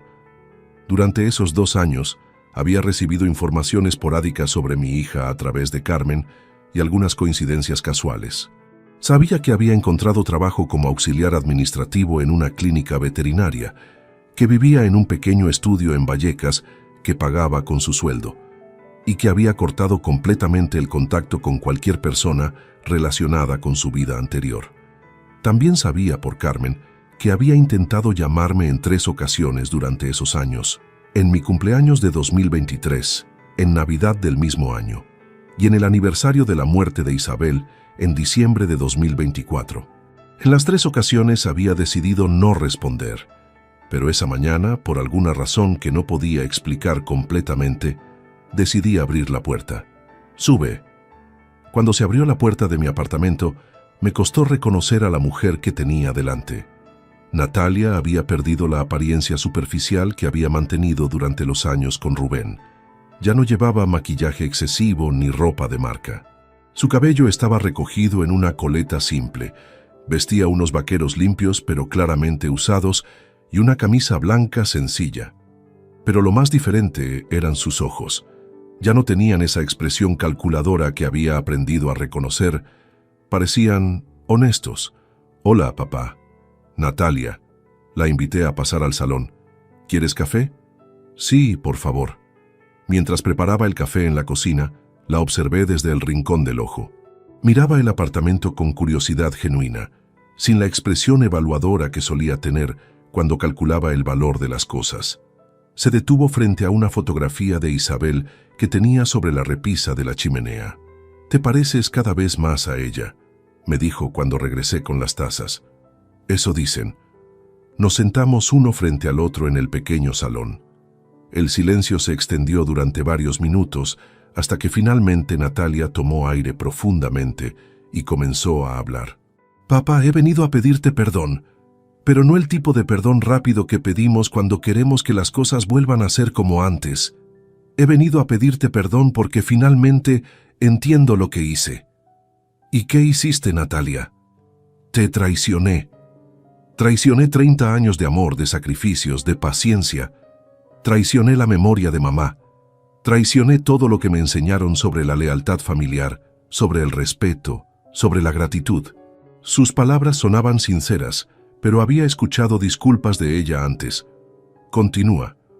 Durante estos 2 años he tenido mucho tiempo para pensar, para recordar realmente cómo fueron las cosas, no la versión distorsionada que Rubén me había metido en la cabeza. ¿Qué recuerdas? Recuerdo cómo me cuidaste cuando mamá se puso enferma, cómo trabajabas dobles turnos para pagar los tratamientos que el seguro no cubría, cómo te quedabas despierto toda la noche cuando ella no podía dormir por el dolor. Se le quebró la voz, pero continuó. Recuerdo cómo después de que murió, a pesar de tu propio dolor, te aseguraste de que yo estuviera bien. Cómo me compraste la casa para que tuviera seguridad. Cómo nunca me pediste nada a cambio excepto que fuera feliz. Y sin embargo, permití que Rubén me convenciera de que eras egoísta, de que merecía más, de que tenía derecho a tomar decisiones sobre tu vida porque eras viejo y yo era joven. Tomó un sorbo de café con manos ligeramente temblorosas. Papá, ¿sabes qué fue lo peor de estos 2 años? Dime. No fue vivir en un estudio de 30 metros cuadrados. No fue trabajar limpiando jaulas de perros por 900 euros al mes.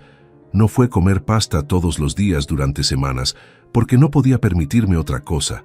¿Qué fue entonces? Fue darme cuenta de que había perdido al mejor hombre que he conocido en mi vida, y que lo había perdido por mi propia estupidez, por mi propia traición. Las lágrimas comenzaron a correr por sus mejillas, pero continuó hablando. Cuando Rubén me abandonó en ese hostal, al principio pensé que era por las circunstancias, por el dinero, pero después entendí que me abandonó porque vio exactamente lo que yo era, una mujer capaz de traicionar a su propio padre por dinero.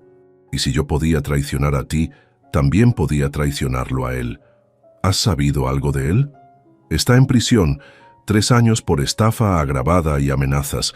Al parecer, los prestamistas a los que debía dinero no fueron tan pacientes como tú. ¿Y cómo te sientes respecto a eso? Aliviada, porque significa que no puede hacer lo mismo que me hizo a mí a otra familia. Se limpió las lágrimas con el dorso de la mano. Papá, no he venido a pedirte dinero. No he venido a pedirte que me perdones para que las cosas vuelvan a ser como antes. Sé que eso es imposible. Entonces, ¿por qué has venido? He venido a decirte que he aprendido, que entiendo lo que perdí, y que aunque nunca puedas volver a confiar en mí como antes, quiero que sepas que me he convertido en una persona diferente. ¿Diferente cómo? Trabajo honestamente. Pago mis propias cuentas. No le debo dinero a nadie. No miento sobre mi situación. Y todos los días trato de ser la hija que mamá habría querido que fuera y que tú merecías tener. Se levantó y caminó hasta la ventana. ¿Sabes qué hago todos los domingos por la mañana? No. Voy al cementerio a visitar la tumba de mamá. Le cuento sobre mi semana, sobre mi trabajo, sobre las cosas pequeñas que he aprendido y le pido perdón por haber deshonrado su memoria. ¿Y qué le dices sobre mí? Le digo que su esposo es el hombre más íntegro que he conocido, que incluso cuando yo no lo merecía, me trató with justicia, que cuando más lo necesitó no estuve ahí para él, y que aunque he crecido demasiado tarde, estoy tratando de convertirme en la hija de la que ella habría estado orgullosa. Regresó a su silla y me miró directamente a los ojos. Papá, no espero que me perdones hoy. No espero que me abras las puertas de tu vida otra vez. Pero quería que supieras que la Natalia que traicionó tu confianza ya no existe. ¿Y quién existe ahora? Una mujer que ha aprendido el valor real de la familia, del respeto, del trabajo honesto. Una mujer que entiende que la dignidad no se puede comprar, que la confianza no se puede exigir, y que el amor verdadero no manipula ni chantajea. ¿Y qué quieres de mí, Natalia? Nada, papá. Solo quería que lo supieras. Quería que supieras que aunque perdí el derecho de ser tu hija por mis acciones, no he perdido la capacidad de amarte y respetarte. Se levantó para irse. «Hay una cosa más», dijo cuando llegó a la puerta. «¿Qué?» «Carmen me dijo que tienes una novia. Elena, ¿verdad?» «Compañera», la corrigí. «Una muy buena mujer». «Me alegro, papá. Te mereces ser feliz. Te mereces tener a alguien que valore lo bueno que eres». «Gracias». «¿Y papá? Si alguna vez en el futuro sientes que podrías darme una oportunidad de demostrarte quién soy ahora, no como tu hija necesariamente, sino simplemente como una persona que ha aprendido a valorar lo que realmente importa, estaré aquí». ¿Dónde es aquí? Trabajando honestamente, viviendo de manera digna y tratando de ser cada día una mejor persona. No para recuperar lo que perdí, sino porque es lo correcto. La observé irse, bajando lentamente las escaleras con una postura que reflejaba tanto humildad genuina como una especie de paz interior que no había visto en ella en años. Esa noche, mientras cenaba con Elena en mi pequeña terraza, le conté sobre la visita de Natalia. «¿Crees que ha cambiado realmente?», me preguntó Elena, una mujer sabia de 60 años que había conocido en un grupo de viudos y con quien había desarrollado una relación basada en respeto mutuo y compañía genuina. «Creo que sí», respondí después de pensarlo cuidadosamente. «Pero también sé que el tiempo será el único juez real de eso». «¿Y tú? ¿Has cambiado tu perspectiva sobre la situación?». «No sobre lo que pasó. Eso no cambia, pero tal vez sobre lo que podría ser posible en el futuro». Esa noche, por primera vez en 2 años, no me dolió pensar en mi hija. En su lugar, sentí algo que no había esperado volver a sentir. Una pequeña, muy pequeña, semilla de esperanza. Han pasado 6 meses desde aquella visita de Natalia, y mientras escribo estas palabras en mi estudio, con Elena preparando el almuerzo en la cocina y el sol de diciembre entrando por la ventana, puedo decir que he encontrado algo que creía perdido para siempre: la paz interior. Mi vida actual es simple pero plena. Me levanto cada mañana a las 7:30, desayuno en la terraza leyendo el periódico y después dedico las mañanas a actividades que realmente disfruto. He retomado la lectura de historia que abandoné durante los años de caos con Natalia y Rubén. También me uní a un club de ajedrez en el centro cultural del barrio, donde juego partidas con hombres de mi edad que han vivido experiencias similares. Elena ha sido una compañera excepcional en este proceso de reconstrucción personal. Es una mujer viuda desde hace 5 años, ex profesora de matemáticas, con 2 hijos adultos que viven en el extranjero y que la visitan regularmente. Nuestra relación se basa en el respeto mutuo y la compañía genuina, no en la necesidad o la dependencia económica. Eduardo me dijo hace unas semanas mientras paseábamos por el Retiro: «¿Sabes qué es lo que más me gusta de nuestra relación?». «¿Qué?». «Que ninguno de los dos está tratando de cambiar al otro o sacar algo del otro. Simplemente disfrutamos estar juntos». Tiene razón. Por primera vez en años, tengo una relación adulta basada en la elección mutua, no en la manipulación o la obligación familiar. En cuanto a mi patrimonio, he tomado decisiones definitivas que me han dado tranquilidad total. El apartamento donde vivo ahora está completamente pagado y a mi nombre. He establecido un fondo de inversión conservadora que me genera ingresos suficientes para vivir cómodamente sin tocar el capital principal. Y he actualizado mi testamento de manera que, cuando llegue mi momento, mis bienes se distribuirán entre Carmen, algunas organizaciones benéficas que ayudan a personas mayores víctimas de abuso familiar, y sí, también Natalia. Pero la herencia de Natalia está condicionada de manera muy específica. Solo podrá acceder a ella si demuestra, durante un periodo mínimo de 5 años consecutivos, que ha mantenido un empleo estable, que no ha tenido relaciones con personas con antecedentes penales y que no ha solicitado ayuda económica de emergencia por causas relacionadas con malas decisiones financieras. Álvaro Jiménez redactó estas condiciones de manera que sean verificables objetivamente.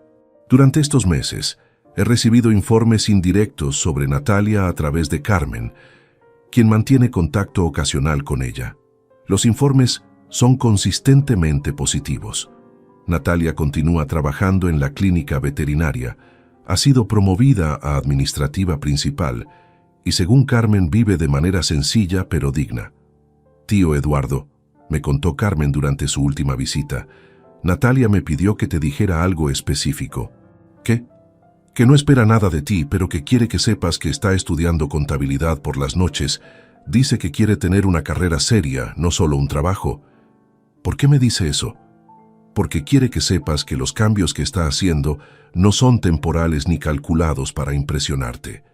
Son cambios reales para convertirse en una persona de la que tú podrías estar orgulloso. Esa información me conmovió más de lo que esperaba, pero mantengo una perspectiva realista. Las personas pueden cambiar, pero requiere tiempo y consistencia para demostrar que el cambio es auténtico. La semana pasada tuve una experiencia que me hizo reflexionar profundamente sobre todo este proceso. Estaba en el supermercado cerca de casa cuando escuché una voz familiar detrás de mí. ¿Eduardo Navarro? Me volví y vi a Pilar Vázquez, mi antigua vecina del edificio donde solía vivir con Natalia y Rubén. Pilar, qué sorpresa. Eduardo, ¿cómo estás? Te ves muy bien. Estoy muy bien, gracias. ¿Y tú? Bien, bien. Oye, ¿sabes que vi a Natalia hace unos días? ¿Ah, sí? Sí, estaba en el barrio, pero se veía muy diferente. Más tranquila, más... no sé cómo explicarlo, más auténtica. ¿Hablaste con ella? Brevemente. Me preguntó por ti. Le dije que había escuchado que estabas muy bien, que tenías nueva casa y nueva compañera. ¿Sabes qué me dijo? ¿Qué? Me dijo, me alegro mucho por él. Se merece ser feliz después de todo lo que yo le hice pasar. Que después me pidió que si alguna vez te veía, te dijera que está bien y que no necesitas preocuparte por ella. Esas palabras me acompañaron durante varios días. Era exactamente el tipo de mensaje que la antigua Natalia nunca habría enviado. La antigua Natalia habría usado el encuentro para enviar algún tipo de mensaje manipulativo o solicitud indirecta. Hace 2 semanas, Elena y yo fuimos al teatro a ver una obra sobre relaciones familiares complicadas. Durante el intermedio ella me hizo una pregunta que me sorprendió. Eduardo, ¿alguna vez consideras la posibilidad de darle una oportunidad a Natalia? ¿Qué tipo de oportunidad? No me refiero a volver a la relación de antes, eso es imposible, pero tal vez una relación nueva construida sobre bases completamente diferentes. ¿Tú crees que eso sería sabio? Creo que tú eres un hombre lo suficientemente inteligente para establecer límites claros y mantenerlos. Y creo que las personas que realmente han aprendido de sus errores merecen la oportunidad de demostrarlo. Pero ¿no crees que sería arriesgado? Todo en la vida es arriesgado, Eduardo. La pregunta es, ¿el riesgo vale la pena? Y esa es una pregunta que solo tú puedes responder. Esa conversación me llevó a reflexionar sobre algo que había estado evitando. ¿Qué tipo de legado quiero dejar? Durante los años con Rubén y la Natalia manipulada por él, mi enfoque estaba en la supervivencia emocional y la protección de mi patrimonio. Pero ahora en una posición de estabilidad y paz, puedo pensar en términos más amplios. ¿Quiero ser recordado como el hombre que supo protegerse cuando fue traicionado? Sí, eso es importante. Pero también quiero ser recordado como el hombre que supo reconocer el arrepentimiento genuino y dar oportunidades a quienes demostraron merecerlas. Esa es una pregunta más compleja. El mes pasado tomé una decisión que habría sido impensable hace un año. Le pedí a Carmen que le dijera a Natalia que, si quería, podía escribirme una carta. No para pedirme nada, no para justificarse, sino simplemente para mantener un contacto mínimo que me permitiera observar su evolución a lo largo del tiempo. ¿Qué tipo de carta?, me preguntó Carmen. Noticias sobre su vida, sus estudios, su trabajo. Como podría escribirle a un conocido respetado, no como una hija pidiendo algo a su padre. Recibí la primera carta hace 2 semanas. Era breve, respetuosa, y se enfocaba exclusivamente en informarme sobre sus logros académicos y laborales. No mencionaba el pasado, no pedía nada, no hacía promesas grandiosas sobre el futuro. Solo me informaba, como había pedido, sobre su progreso personal. Al final de la carta escribió: «Espero que estés bien y feliz, mereces todo lo bueno que la vida pueda darte». Elena leyó la carta conmigo y me dijo: Suena como una persona diferente. Es posible, respondí, pero necesito tiempo para estar seguro. Mientras escribo estas líneas finales de mi historia, puedo decir con certeza que he logrado lo que me propuse cuando todo comenzó. Recuperé mi dignidad, protegí mi patrimonio y establecí límites claros sobre cómo permito que me traten. Pero también he aprendido algo que no esperaba, que la fuerza no siempre significa permanecer cerrado a las posibilidades. A veces, la verdadera fuerza está en saber cuándo mantenerse firme y cuándo permitir que las personas demuestren que han cambiado. ¿Natalia y yo tendremos alguna vez una relación padre-hija normal? Probablemente no. El daño causado fue demasiado profundo y duradero. Pero es posible que desarrollemos algún tipo de respeto mutuo basado en quién somos ahora, no en quién fuimos en el pasado. Esa puerta permanece entreabierta, pero solo el tiempo y la consistencia de sus acciones la abrirán completamente. Por ahora, vivo cada día con gratitud por la paz que he encontrado, por la compañera que valora mi compañía sin segundas intenciones, por los amigos que he hecho sin la presión de las obligaciones familiares y por la seguridad financiera que protegí cuando más la necesitaba. He aprendido que nunca es demasiado tarde para tomar control de tu propia vida, que la dignidad personal no tiene precio y que a veces el amor más grande que puedes dar es establecer límites claros que obliguen a las personas a crecer. Mi historia no termina aquí. Continúa cada día, construyendo una vida auténtica basada en elecciones conscientes, no en manipulación o chantaje emocional. Y esa, después de todo lo que he vivido, es la mayor victoria de todas. Si te gustó esta historia, dale like al video, suscríbete al canal y comparte tus impresiones en los comentarios. Para escuchar la próxima historia, haz clic en la caja de la izquierda. Gracias por vernos. Estamos una vez más por acá, huevón. Una noche más por acá, muchachos, con ustedes. Qué bueno verlos por acá. Aplausos. No lo merecemos, no lo merecemos. Después de un día tan berraco, huevón. Después de un día tan agitado. Aquí estamos. Invictus. Me gustó esto. ¿Cómo vamos, parceros? Buenas noches, háblamelo de Ledan. ¿Todo bien o qué? ¿Cómo estás, parcerito? Háblamelo, Pirlo. Pirlo 420 en la casa. ¿Cómo va, hermano? ¿Cómo va todo?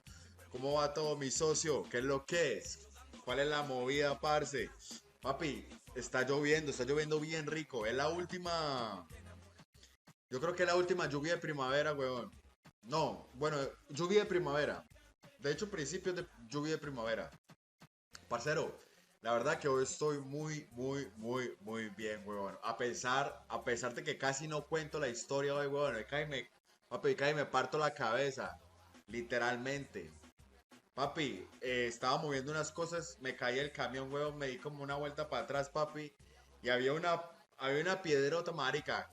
Por suerte que la cabeza no me cayó ahí, parce, pero sí me alcancé a doblar ¿cómo se llama eso? El tobillo, marica. Estamos una vez más por acá, weón. Una noche más por acá, muchachos, con ustedes. Qué bueno verlos por acá. Aplausos. No lo merecemos, no lo merecemos. Después de un día tan berraco, weón. Después de un día tan agitado. Aquí estamos. Invictus. Me gustó esto. ¿Cómo vamos, parceros? Buenas noches, háblamelo de Ledan. ¿Todo bien o qué? ¿Cómo estás, parcerito? Háblamelo, Pirlo. Pirlo 420 en la casa. ¿Cómo va, hermano? ¿Cómo va todo? ¿Cómo va todo, mi socio? ¿Qué es lo que es? ¿Cuál es la movida, parce? Papi, está lloviendo bien rico. Es la última... Yo creo que es la última lluvia de primavera, weón. No, bueno, lluvia de primavera. De hecho, principios de lluvia de primavera. Parcero, la verdad que hoy estoy muy bien, weón. A pesar de que casi no cuento la historia hoy, weón. Papi, casi me parto la cabeza. Literalmente. Papi, estaba moviendo unas cosas, me caí el camión, weón, me di como una vuelta para atrás, papi. Y había una piedrota, marica. Por suerte que la cabeza no me cayó ahí, parce, pero sí me alcancé a doblar ¿cómo se llama eso? El tobillo, marica. Estamos una vez más por acá, weón. Una noche más por acá, muchachos, con ustedes. Qué bueno verlos por acá. Aplausos. No lo merecemos, no lo merecemos. Después de un día tan berraco, weón. Después de un día tan agitado. Aquí estamos, invictos.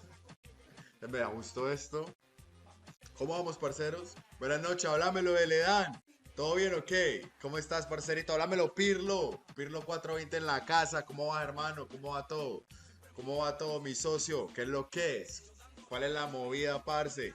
Papi, está lloviendo bien rico. Es la última. Yo creo que es la última lluvia de primavera, weón. No, bueno, lluvia de primavera. De hecho, principios de lluvia de primavera. Parcero, la verdad que hoy estoy muy bien, weón. A pesar de que casi no cuento la historia hoy, weón. Papi, cae me parto la cabeza. Literalmente. Papi, estaba moviendo unas cosas, me caí el camión, weón, me di como una vuelta para atrás, papi. Y había una piedrota, marica. Por suerte que la cabeza no me cayó ahí, parce, pero sí me alcancé a doblar ¿cómo se llama eso? El tobillo, marica. Vamos una vez más por acá, weón. Una noche más por acá, muchachos, con ustedes. Qué bueno verlos por acá. Aplausos. No lo merecemos, no lo merecemos. Después de un día tan berraco, weón. Después de un día tan agitado. Aquí estamos. Invictos. Me gustó esto. ¿Cómo vamos, parceros? Buenas noches, háblamelo de Ledán. ¿Todo bien o qué? ¿Cómo estás, parcerito? Háblamelo, Pirlo. Pirlo 420 en la casa. ¿Cómo va, hermano? ¿Cómo va todo? ¿Cómo va todo, mi socio? ¿Qué es lo que es? ¿Cuál es la movida, parce? Papi, está lloviendo bien rico. Es la última. Yo creo que es la última lluvia de primavera, weón. No, bueno, lluvia de primavera. De hecho, principios de lluvia de primavera. Parcero, la verdad que hoy estoy muy bien, weón. A pesar de que casi no cuento la historia hoy, weón. Papi, cae me parto la cabeza. Literalmente. Papi, estaba moviendo unas cosas, me caí el camión, weón, me di como una vuelta para atrás, papi. Y había una piedrota, marica. Por suerte que la cabeza no me cayó ahí, parce, pero sí me alcancé a doblar ¿cómo se llama eso? El tobillo, marica. Vamos una vez más por acá, weón. Una noche más por acá, muchachos, con ustedes. Qué bueno verlos por acá. Aplausos. No lo merecemos, no lo merecemos. Después de un día tan berraco, weón. Después de un día tan agitado. Aquí estamos. Invictos. Me gustó esto. ¿Cómo vamos, parceros? Buenas noches, háblamelo de Ledán. ¿Todo bien o qué? ¿Cómo estás, parcerito? Háblamelo, Pirlo. Pirlo 420 en la casa. ¿Cómo va, hermano? ¿Cómo va todo? ¿Cómo va todo, mi socio? ¿Qué es lo que es? ¿Cuál es la movida, parce? Papi, está lloviendo bien rico. Es la última. Yo creo que es la última lluvia de primavera, weón. No, bueno, lluvia de primavera. De hecho, principios de lluvia de primavera. Parcero, la verdad que hoy estoy muy bien, weón. A pesar de que casi no cuento la historia hoy, weón. Papi, cae me parto la cabeza. Literalmente. Papi, estaba moviendo unas cosas, me caí el camión, weón, me di como una vuelta para atrás, papi. Y había una piedrota, marica. Por suerte que la cabeza no me cayó ahí, parce, pero sí me alcancé a doblar ¿cómo se llama eso? El tobillo, marica. Vamos una vez más por acá, weón. Una noche más por acá, muchachos, con ustedes. Qué bueno verlos por acá. Aplausos. No lo merecemos, no lo merecemos. Después de un día tan berraco, weón. Después de un día tan agitado. Aquí estamos. Invictos. Me gustó esto. ¿Cómo vamos, parceros? Buenas noches, háblamelo de Ledán. ¿Todo bien o qué? ¿Cómo estás, parcerito? Háblamelo, Pirlo. Pirlo 420 en la casa. ¿Cómo va, hermano? ¿Cómo va todo? ¿Cómo va todo, mi socio? ¿Qué es lo que es? ¿Cuál es la movida, parce? Papi, está lloviendo bien rico. Es la última. Yo creo que es la última lluvia de primavera, weón. No, bueno, lluvia de primavera. De hecho, principios de lluvia de primavera. Parcero, la verdad que hoy estoy muy bien, weón. A pesar de que casi no cuento la historia hoy, weón. Papi, cae me parto la cabeza. Literalmente. Papi, estaba moviendo unas cosas, me caí el camión, weón, me di como una vuelta para atrás, papi. Y había una piedrota, marica. Por suerte que la cabeza no me cayó ahí, parce, pero sí me alcancé a doblar ¿cómo se llama eso? El tobillo, marica. Vamos una vez más por acá, weón. Una noche más por acá, muchachos, con ustedes. Qué bueno verlos por acá. Aplausos. No lo merecemos, no lo merecemos. Después de un día tan berraco, weón. Después de un día tan agitado. Aquí estamos. Invictus. Me gustó esto. ¿Cómo vamos, parceros? Buenas noches, háblamelo de Ledan.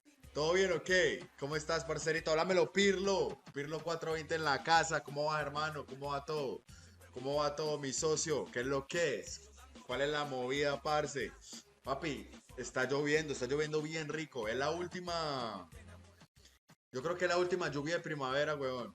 No, bueno, lluvia de primavera. De hecho, principios de lluvia de primavera.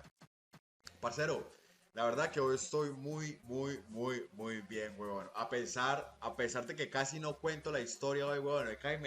Papi, cae y me parto la cabeza. Literalmente. Papi, estaba moviendo unas cosas, me caí el camión, weón, me di como una vuelta para atrás, papi. Y había una piedrota, marica. Por suerte que la cabeza no me cayó ahí, parce, pero sí me alcancé a doblar ¿cómo se llama eso? El tobillo, marica. Vamos una vez más por acá, weón. Una noche más por acá, muchachos, con ustedes. Qué bueno verlos por acá. Aplausos. No lo merecemos, no lo merecemos. Después de un día tan berraco, weón. Después de un día tan agitado. Aquí estamos. Invictus. Me gustó esto. ¿Cómo vamos, parceros? Buenas noches, háblamelo de Ledan. ¿Todo bien o qué? ¿Cómo estás, parcerito? Háblamelo, Pirlo. Pirlo 420 en la casa. ¿Cómo va, hermano? ¿Cómo va todo? ¿Cómo va todo, mi socio? ¿Qué es lo que es? ¿Cuál es la movida, parce? Papi, está lloviendo bien rico. Es la última. Yo creo que es la última lluvia de primavera, weón. No, bueno, lluvia de primavera. De hecho, principios de lluvia de primavera. Parcero, la verdad que hoy estoy muy bien, weón. A pesar de que casi no cuento la historia hoy, weón. Papi, cae y me parto la cabeza. Literalmente. Papi, estaba moviendo unas cosas, me caí el camión, weón, me di como una vuelta para atrás, papi.